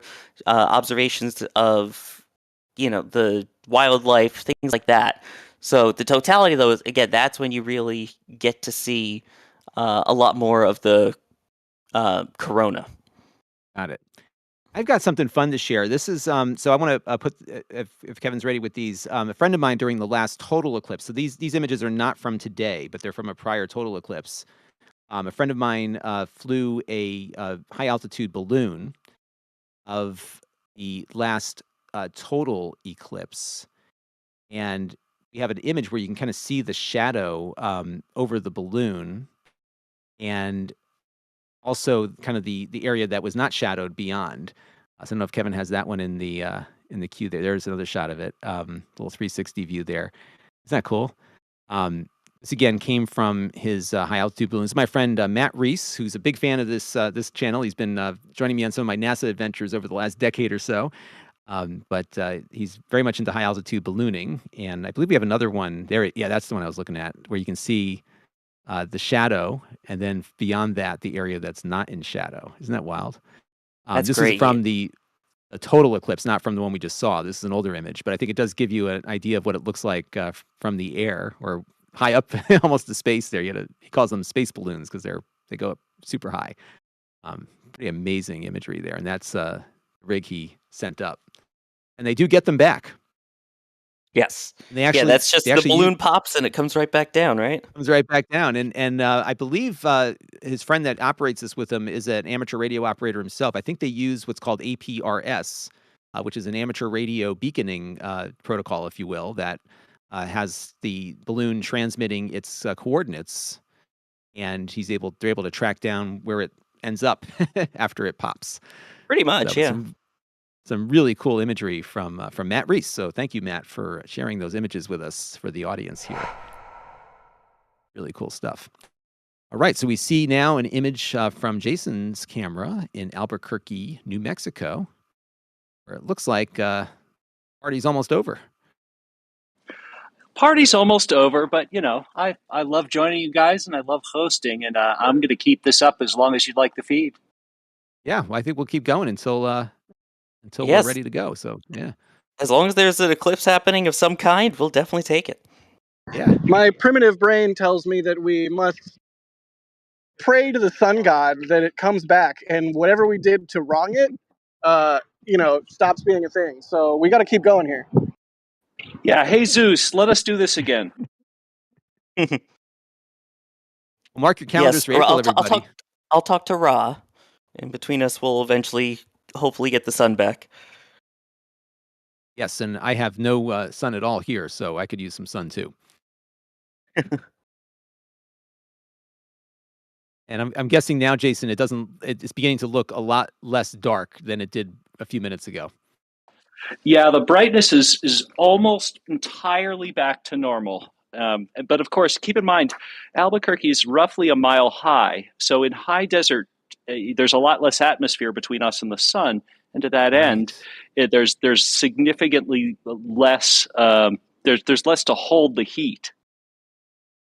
Oh, very interesting. That's right. So you feel that pretty quickly when that happens. And the nights there I visited New Mexico a few years back, and it was very, very cold at night. The second that sun went down, you could certainly feel the temperature difference. So that's a very good point. Yeah, it's LA times 10. Instead of losing, especially during the winter, you will gain and lose 30 degrees over the course of an hour. So pro tip, you want to look at or witness the next eclipse with your eye protection, of course, at a higher altitude location where you can feel that temperature shift more significantly. We got admittedly, you can still feel it pretty significant for a total most places, which we'll find out in 2024. Right, and Sawyer, I do want to ask you about your experience with an eclipse in a second here, but I do want to acknowledge Paul Molnar with a $50 tip at tips.nasaspaceflight.com. Great coverage and commentary today. Well, thank you very much. We've enjoyed sharing this experience with you, and really enjoy sharing it together. Really, it's a lot of fun to witness one of these events together, especially for people that are not able to see this themselves, given their location or their cloud cover. And Sawyer, you mentioned earlier in the stream that you were at a location for the last total solar eclipse, I believe in South Carolina. What was that like for you? Yeah, it was Sumter, South Carolina was where I was for that. It's, again, the total solar eclipse, the same thing that you kind of notice there where the temperature drops really fast. It's like someone takes the slider, the contrast or the or the vibrance on a picture and drops it down to near zero. Everything just feels very dull. And then, yeah, the wildlife, the birds don't know what to do. And then during the total one, once it gets to totality and can take the glasses off, I mean, there's a chill. Both you get goosebumps from the temperature around you and from, seeing the eclipse. The whole sky and all the pictures you see that's black, it's actually more of like a purplish blue. It's just hard to convey it through a camera. And all the shadows look wrong. Everything just looks wrong around you. But the sky is the most gorgeous color. It's kind of funny too when you think about how, even though we are intelligent creatures that know all of what is going on around us most of the time, how weird it feels when things happen, like when it becomes nighttime in the middle of the day. What was that like for you? Again, it's warm, and then all of a sudden this chill just comes through. Again, it's like a 10-20 degree temperature difference. It feels like it's probably only about 8 to 10 degrees max Fahrenheit. Just that drop in a matter of 10 minutes is a lot. And Right. the fact that you get through that, and then all of a sudden you look up and, oh yeah, the sky is this color you've never seen before with these blues and purples, and you can kind of see some stars, and oh yeah, the giant eclipse of the sun. And you think about again, like to Jack's point a few minutes ago, his primitive brain was like, "I need to pray to a god somewhere." You can imagine just what this must have felt like for ancient peoples who did not know what was going on, and suddenly everything looks weird on the ground. Your temperature drops that quickly. It's crazy. Yeah, we were joking here. Like, imagine you're just like a hunter gatherer. You're picking fruit. You look up. You see some weird stuff going on. And you're like, okay, clearly I'm never picking fruit from that tree again. Right, it's all contaminated now. You can't touch it. Right. Then as soon as it happens, as soon as it starts, it disappears. So pretty crazy stuff. Hey, you know what is also something to commemorate this event with? The What? NASA Spaceflight shop. And we don't have patches, unfortunately, for this event, but we do have our high definition embroidery patches for the next Starship flight test. Look at the beautiful embroidery on those. And of course, that's where Jack has been stationed all day looking at starships that are going to be launching soon. And you can commemorate that with your new patch from shop.nasaspaceflight.com. And we've got the imagery of these. Look at that. That's high definition embroidery right there. These are the kinds of patches that your astronauts will be wearing on their shoulders when they go off into the yonder. Some great quality merchandise here at shop.nasaspaceflight.com. We have mugs and shirts and bottles and stickers available with this imagery as well, along with our metal prints that come from Sawyer and Jack and many of our photographers out in the field. So definitely head over there. And one of the things I like to do is leave it on my wife's computer as a little hint, like, hey, holidays are coming up. Get hubby some space stuff, because I'm hard to shop for. So but check it out at shop.nasaspaceflight.com. And you can leave a store message on checkout that we will see in our chat queue here. So good stuff. Hey, I got a super chat, by the way. $9.99 from Katja T. I know we were talking earlier about the Concorde chasing an eclipse. We know if it was recorded. If there's any Absolutely video was. of it. Oh, for Was sure. it? Yes, I believe there's whole documentaries on it. Cool. I'm sure if you look it up on YouTube that it's on there. I believe it was 1973, if I recall. It was 72, 73, somewhere around there, that eclipse. So Awesome. So yeah, check definitely. that out. I'm sure it's online. Yeah, do some searches there and you will track it down. And Ian Eberly in the chat says his 4-year-old says, y'all are nuts. I love the coverage and the excitement. So I'll take that as a compliment. My kids think I'm nuts too. Summed it up perfectly. Yep, we are space nuts. That's okay. think everybody that follows us are equally space nutty, which is good. Yes. And Jack, if you're with us, what are you seeing down there? Sorry, what? What are you experiencing down there? I see. Oh, we can see from your image there, at least the image we're seeing from Starbase, the zoomed out one with the cloud cover. We do see a really neat crescent sun right now on the wider shot here, which looks really cool. What are you experiencing there right now? Yeah, I can't see it through my rig right now. There's like a nasty, dense patch of clouds that just started going over, but Yeah, we see have it no here. fear. Blue skies are in sight, and I'm glad we've got the other camera set up that can sort of show the wide context shot and all that. But The just cloud really cover. just thankful. Like, again, I hate to be a broken record here, but it's just one of those days that makes you feel good to be alive. That is awesome. And I think that cloud cover actually helped us just a minute ago with this image that we're seeing from Starbase, where we had a really good kind of zoomed out view of the clouds and the sun there, Sawyer. Oh, yeah. Again, like the fact that the main part of the annular eclipse has passed doesn't mean it's all over. It still takes its time to work its way out, essentially. Very cool. And Jason, I'm assuming down in Albuquerque now we're almost completely concluded here. Well, almost completely concluded. Happy to hang out with you guys, but yeah, the sun is almost entirely back to normal. Yeah, and there's your image from Albuquerque. And it's funny when you have your proper equipment trained on this. It's pretty significant. It's not fully back, but there's enough. The sun is so powerful that even obscured slightly, it's not all that noticeable on the ground like that. But yeah, we watched the whole progression here. It might be kind of fun to do a time lapse later and to see that moon just moving right across. Oh, Oh, that this would might be a awesome. might be a good short or something for Yeah, our socials or for the YouTube shorts here. I'm sure that will appease many algorithms. I don't know. I'll have to talk to the guy who creates our shorts. Oh, wait, that's me. And here's a shot from Valley of the Gods, Utah, via NASA TV. What's been so fun about these images is we're getting such great detail of some of the sunspots. Oh, yeah. Absolutely. It's the fact that we really don't get to do a lot of solar observing. I mean, anyone could do it at any time. It's just nice to get everyone to actually safely, hopefully, look up and study our nearest star. Yeah.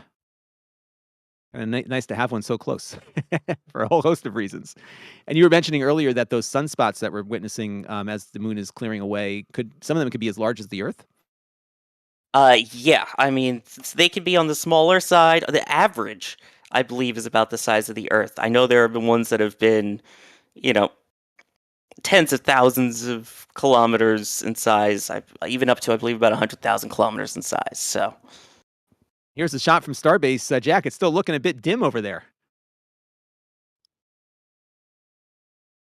Maybe repositioning his camera, but We've Jack, got some clouds coming and going, but Yep.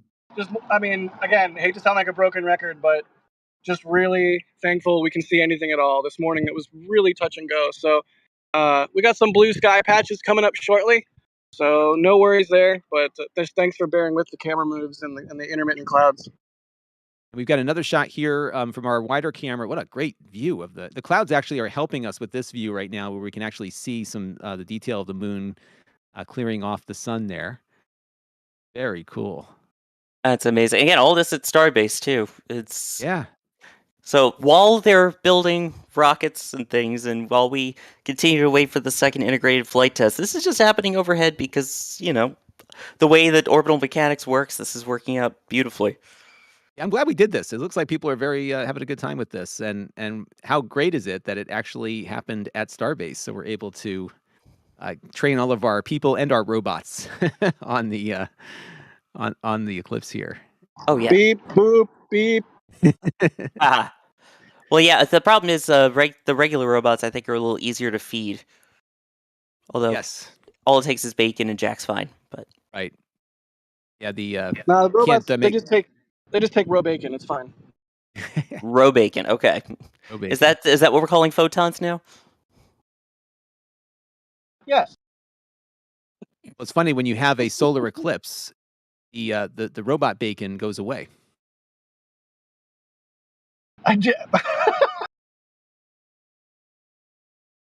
That was okay. I tried. That was pretty good. I'm not as seasoned as you gentlemen are, but yep, it's pretty cool. No, So it again, was this good. is the image. It was good. This is the Thank you, thank you. I'm here all week. This is the image from Starbase in Texas. If you're just tuning in, and what we have witnessed together was an annular eclipse of the sun. And I know we haven't find annular recently on this stream. We did it earlier, but Sawyer, what's the difference between a total and an annular eclipse? So for a total solar eclipse, basically the entirety of the sun is completely covered. So you wouldn't see any other portions of the sun, whereas this one kind of nicknamed the Ring of Fire. So when they say annular, it's not yearly. I mean, the next one in the US after this is 2044, but it goes back to Latin for the term annulus, which means ring. So, hence, you get the ring of the sun around. But yeah, at this point, the moon is just a touch too far away from Earth for it to be a total eclipse. So instead, you get the annular. Awesome. And while we're chatting here, I'll also put up some chats we have. We have a new feature here where we can feature people who have experienced milestones as a member of our community. So you'll be seeing some of these pop up here, like this one from Lori, who says, "Thanks for the excellent and entertaining coverage." So I am glad that we can inform and entertain with our puns and our dad jokes. Now, I believe we have a fantastic shot from Sean out in Starbase, which keep in mind, he's the one that's taken the great shots of the Milky Way, of some of the star streaks, and now this. Whoa, look at that. Now, to some degree, the clouds really enhance this image, don't they? Yeah, getting it just through the cloud there, just shy of complete annular there. Look at that. Yeah. Absolutely I think that beautiful. it really does give you the sense of that ring of fire, because that's exactly what it looks like here. When you've got, the filters on there to protect everything, it certainly dampens down that effect, but it is a ring of fire. Very cool. Yes, and we will look into it because I already know people are going to ask. We're looking into potential metal print with that. So Awesome. You will find that at shop.nasaspaceflight.com. So be on the lookout for that, and hopefully. yeah, if we can make that work, it will be in the shop for sure. All right. All right. And this is an image from Odessa, Texas. So pretty much, well, actually, more than pretty much, all of North America is out of the annularity, but we're moving south now. So if you're down in whereabouts right now, Sawyer, we're looking at. It is currently in just leaving Mexico. It looks like on its way towards Belize, about to cross over then into Honduras. And from there, it will go across South America. And if you go to the link that we have in the video description, you can see exactly the path that this is taking. So for our friends in the Southern Hemisphere, you might be able to still catch this as we are seeing it depart our shores here. And then, of course, we There still is- have the shot up in Albuquerque. Yeah. It doesn't end quickly, does it? It keeps going. Well, that's, the end of it, but even still, after all that time, yeah. Yeah, you still have part of your sun covered. Jason, is this the first eclipse that you've experienced? Oh no, I've seen a few of them, but this is the first one that I've actually broadcast. And were you able to experience the last full eclipse we had a couple of years ago? Yeah, I actually drove to the Colorado border because New Mexico was under cloud cover. Oh, wow. So you had to had to escape the clouds. What was that experience like for you? It was similarly surreal. I actually really liked this one better because the filter, having a filter as large as the one that you saw, is makes all the difference. And I That think that's does, also because important if anyone's planning on actually, going to see an eclipse, especially to take pictures of it, things like that. What kind of preparation did you do ahead of the full eclipse, So for people who want to do it in April 2024.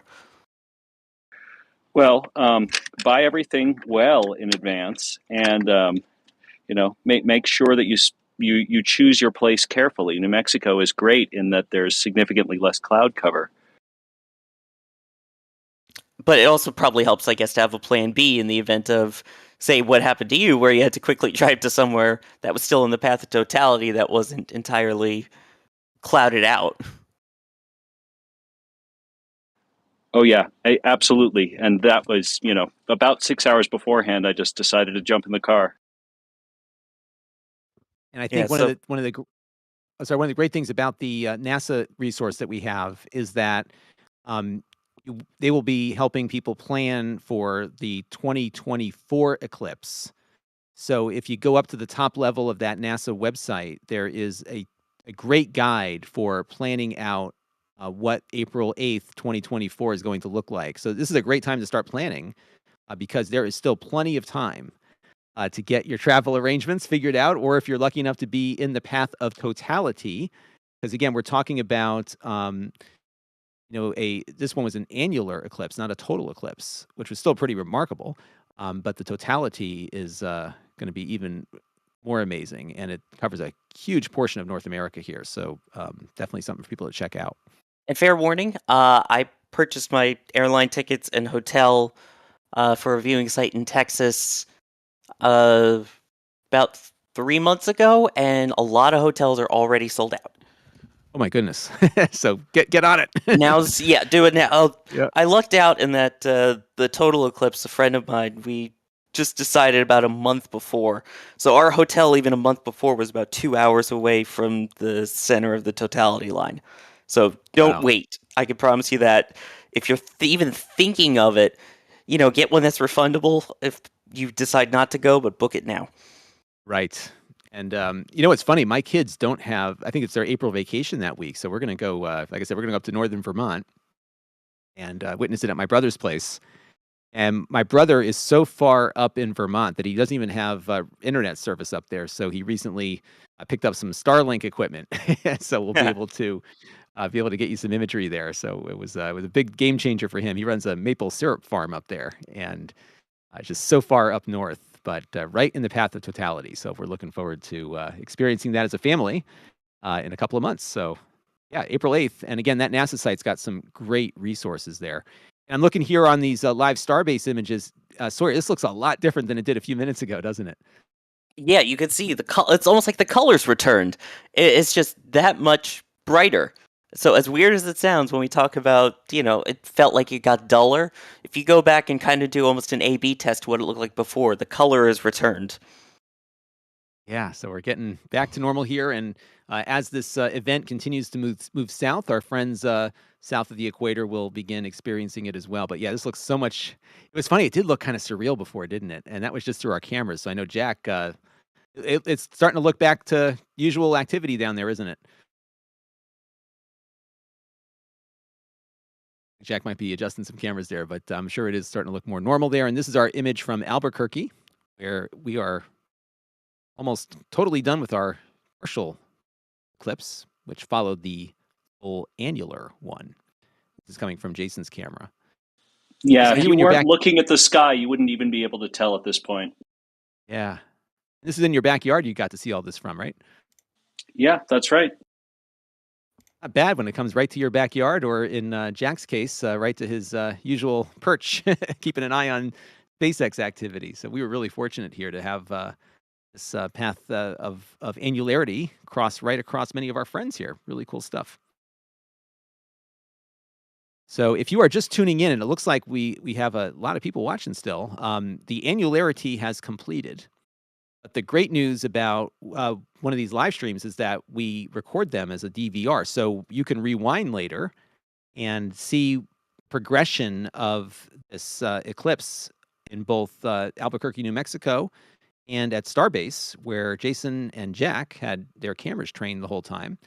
And Albuquerque is still getting a little bit of an eclipse here, a partial eclipse. But basically, if you look at where the sun is, or where the moon is right now over the sun, you can basically picture the path that it took. It basically covered up most of the sun, but not all of it.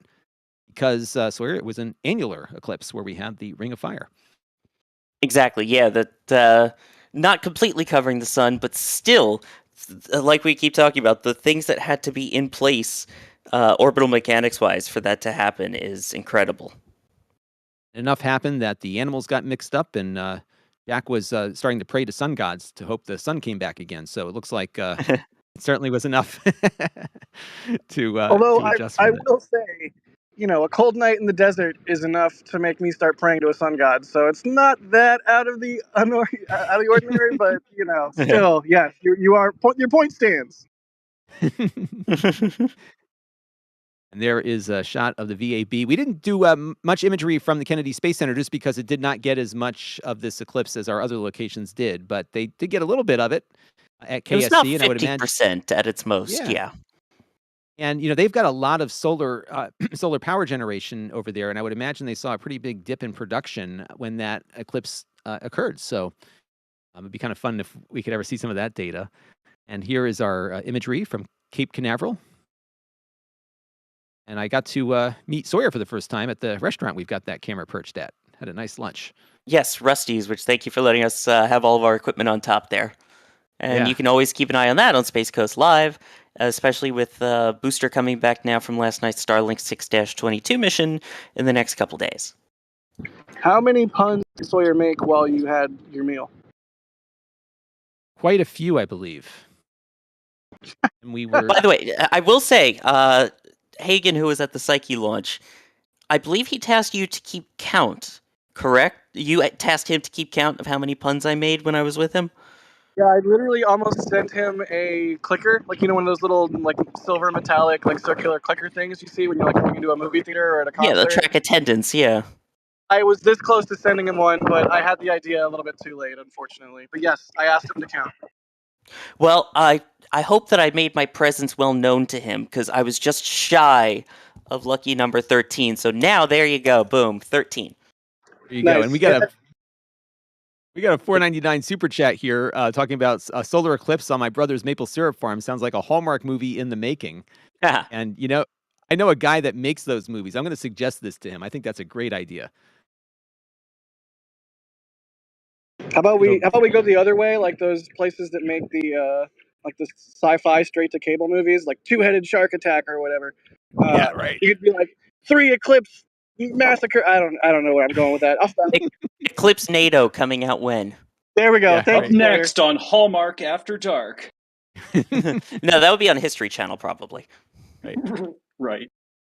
And we did have the Moonfall movie. World War II, Nuclear Eclipse Tornado Secrets. Alien Edition.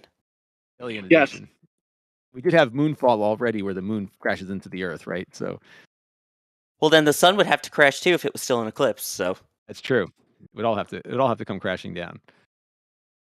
But this is the image from NASA TV from Odessa, Texas, and our eclipse is winding down, at least here in the United States, but continuing in other parts of. Yep. Let me check where we are where in the world is Eclipse San Diego, or I guess it'd be Carmen Eclipse. So, because otherwise, let's see. It is currently now. There we go. Just crossing into. See how good my geography is. Just crossing into Honduras. All right. So if you're down that way, get your glasses out. Again, we want to remind people not to. We got something to talk about here in a second too. Remind people not to look at this directly. So you want to use special glasses for eclipses, which you can get. But if you don't have them, simple colander is a great way to experience this, because you can have the sun project through the holes, and you're able to see the little crescents on the ground. It's really, really neat. And I've got a little announcement to make, because I don't know if we can put that. There it is. The photo that we just got from the field is now available as a metal print. The elves in the NSF shop are very efficient. And look at that. We've got this in stock and ready to ship. And look at the detail of this beautiful image with the clouds and the ring of fire. Sean is sitting here next to me. Sean, how do you feel about this image? It's awesome. This is my first eclipse I've ever seen. So really happy to be able to shoot it and get some good shots of it. Sean, thank you. You've hit the jackpot with this one. It's a great shot. And I have a feeling this is going to be adorning many walls of our fans in the near future here. And we pinned this link in the chat. So if you click on the pinned link, it'll take you right to shop.nasaspaceflight.com. And you can buy this and also leave a shop message, like Michael did here when he purchased some things a little bit earlier. So have at it. But great picture, Sean. This is hey, Sean. If you're still there with Jack, why don't you talk a little bit about how you captured this photo and what the experience was like for you? Yeah, so it's a little tricky because trying to figure out how bright to make the actual image. But I took a lot of different shots using all different levels of exposure, and then I was finally able to see the ones that had the most details where I wanted and edited from there. It looks like the clouds worked in your favor today, even though we were very concerned about cloud cover earlier when we were planning today's stream. Yes, he was. Yeah, I was really worried about it. We almost went somewhere else, but then we came back to Starbase, and luckily it cleared up pretty well. Some thin clouds, but you can still have great images from them, so I'm happy. Yeah, you did great. And think about how awesome it is that your artwork is now available for the world over at shop.nasaspaceflight.com. And again, the pinned link in the chat is where you can find that. And if you just happen to be tuning in, we've actually been able to retain a good amount of audience on this stream. The eclipse is largely past us, although this shot here from Albuquerque, New Mexico shows us that it's not quite over. We're still in a bit of partiality here. But if you want to watch this a little later, we had some amazing imagery coming in, both from Albuquerque, where Jason is currently set up, but also where Jack is at Starbase. So you can see just how this eclipse has progressed over the last couple of hours here. And although this is not our usual coverage of spaceships launching, we figured, hey, the moon is in space. And we have people and robots and cameras and everything else like right on the ground underneath this path of annularity that it made sense to do this today. And if you think of it this way, this is the reason that rockets get launched, to get to these things. That's true. Oh yeah, again, we're working on getting back to the moon. Starship eventually get to the moon. Yeah. I think how cool this will be in the future, gentlemen, when we have people on the moon or on the moon as it eclipses the Earth. That would be kind of fun to see from the moon, wouldn't it? Yes. We were talking about that. That would be amazing. Imagine people on the moon looking down at the Earth and seeing the moon's shadow and their shadow move across our planet. That is a bucket list shot right there, if I've ever heard of one. You can already hear the chanting. Moon, moon, Moon, moon. And Jack subconscious quietly speaks, moon, moon, moon. And I think if we can, if we can keep cheering on Starship like we see in the shot there, it can hold all of us and then some. So we could all go there and have a stream from the moon. NSF on location. That's right, on location. So there you go. And it looks like we're already selling some of those prints, Sean. So this is great how quickly we can turn these things around. Modern technology. We can take a picture in the field, have it available for you to purchase as a metal print within seconds. And you can, of course, find that on the pinned link on screen here. So cool stuff. It also helps having amazing photographers like Jack and Sean out there at Starbase Yes. getting these shots. Exactly. Oh, stop. If I was out there with my little phone, I wouldn't be able to generate images that good. But these guys deliver amazing imagery of rockets and now astronomical events. So am I the only one who can't stop thinking about Pink Floyd like this entire morning? Yeah. I listened to Animals this morning. I really should have listened to Eclipse. Dang it. Yeah, I've been seeing a couple of people talking about different song recommendations kind of to go with the Eclipse. And what shot? I think that's not Jack's image on the left there, is it? I don't think so, right? These are both from NASA? No, that is actually a picture on the left that was taken from Florida in Titusville, I believe. Oh, that was from Ryan at the Florida max, which is a little over 50%. Wow. You know, it's amazing when you think about, when you see these maps and you say, oh, I'm not in the path of annularity or in April, the path of totality. Reality is, even if you're not, you're going to see something. So plan ahead, even if you can't make it to so remember, April 8th, 2024 is the date of the full total eclipse. Even if you can't make it out, if you follow the link to that science.nasa.gov website in our description, you'll have some great information about what you can expect. And I recall where I am in Connecticut, even though we were not in the path of totality, I did the colander trick we talked about earlier, and I was able to see all sorts of cool stuff just out in my back porch, and it was kind of cool. Even the leaves, like what Jason experienced earlier, I had some really funky shadows from the leaves on my trees and stuff going against the driveway. It was really, you can still experience some of this. Absolutely, yeah. You can get creative. Absolutely, you can get creative. And this is the shot currently from Albuquerque, where Jason's camera is stationed, and we're going to be saying bye-bye, Moon, in a few minutes. Not for long. Well, yeah, no, it'll come back out 'cause it's already afternoon here, at least, in the East Coast. So,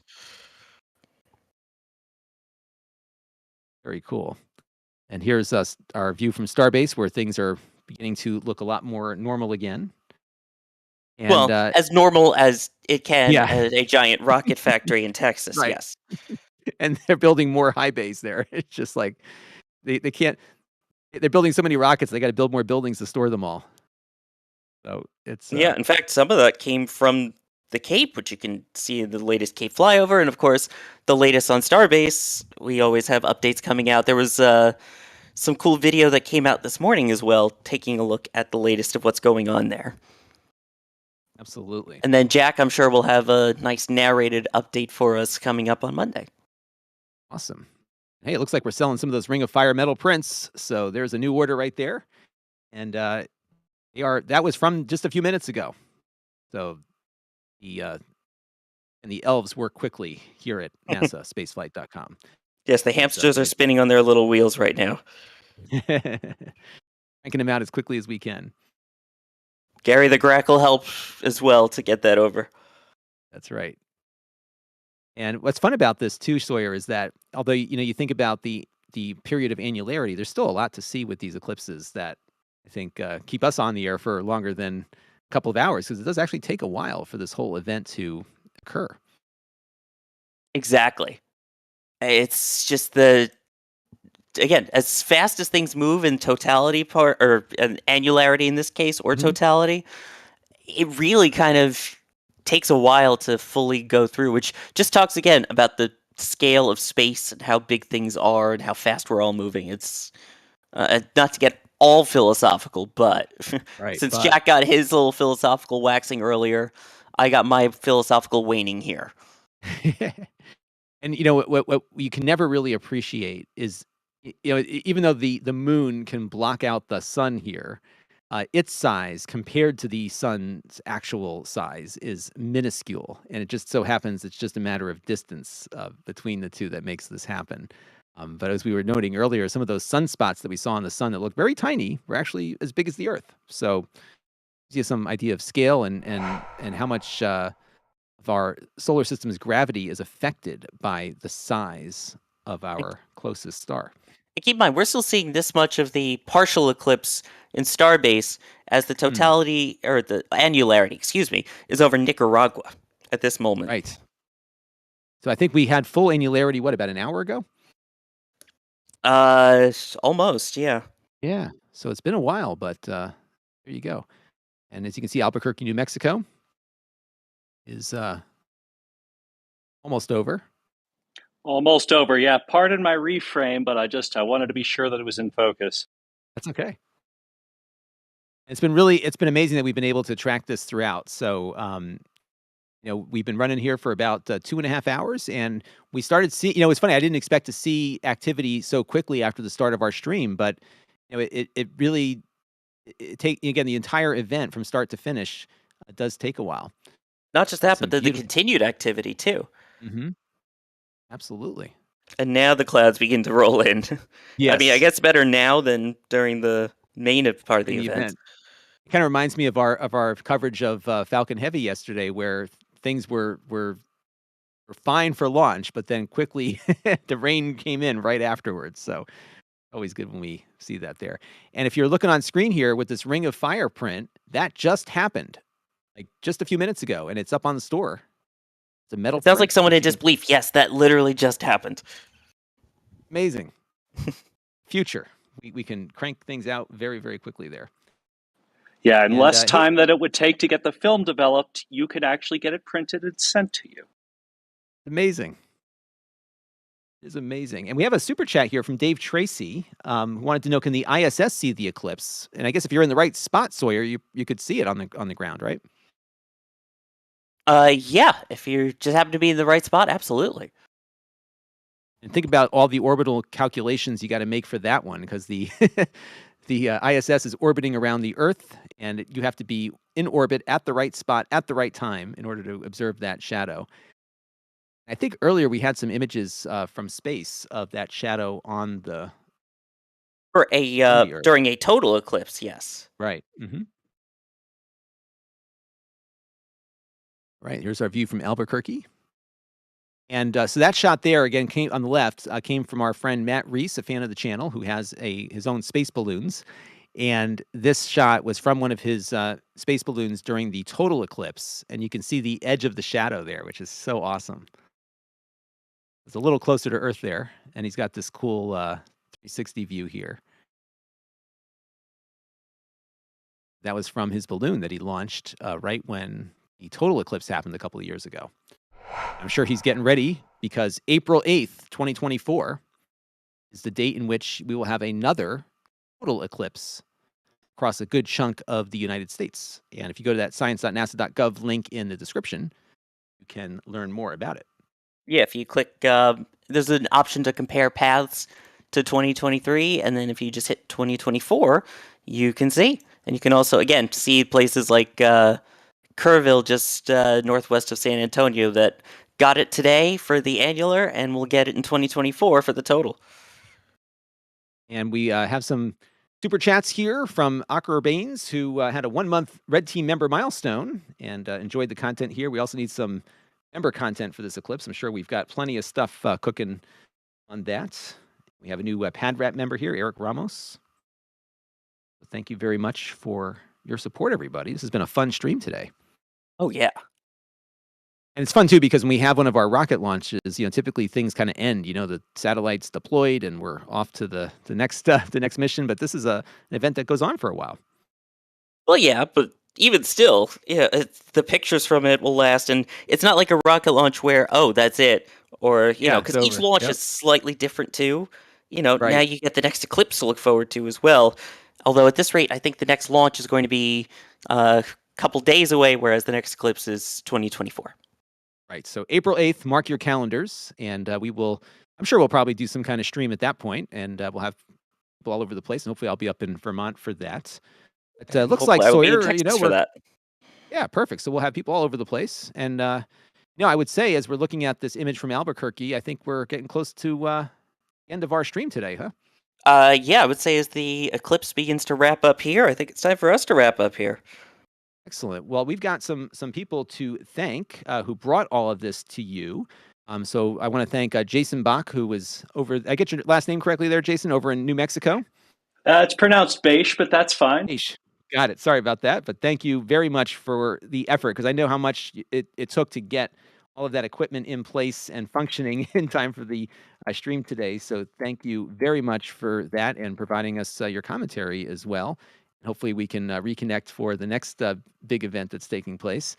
And Jack over at Starbase, thank you, Jack. I'm glad we had we could experience this today. It sounds like you really had an experience. Good day. Very good day. Thanks, everybody, for watching. And also for Sean Doherty for taking that awesome picture that you can find in the shop.nasaspaceflight.com link in the pinned chat. So great work, Sean, on that picture today. Thanks a lot. And also, Kevin Michael Reed, behind the scenes, getting all these images up for you all. And he got all those cool clocks going, and I was really working hard on getting the stream to you. And it's funny, Kevin's not far from me where we are here in Connecticut. So good stuff. So Sawyer, I think we're ready to wrap this one up, right? Did I miss anybody? Hi, I'm right here. Oh, geez, I forgot to even acknowledge you, my friend. Well, thank you for co-hosting with me today.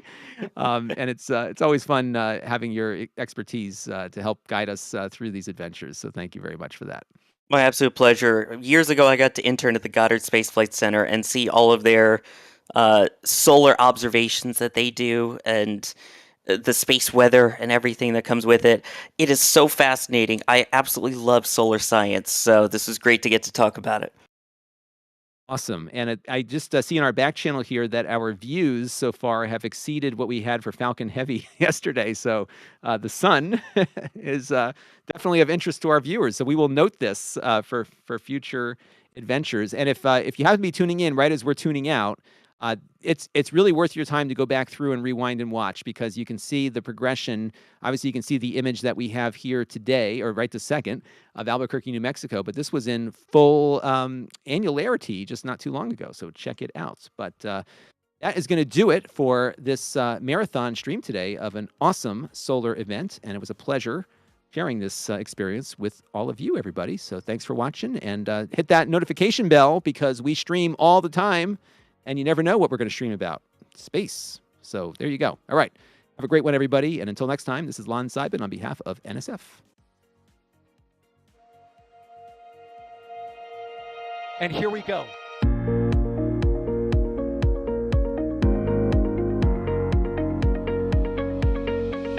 We have liftoff. Propulsion continues to be nominal. R68 chamber pressure looks good. Following up.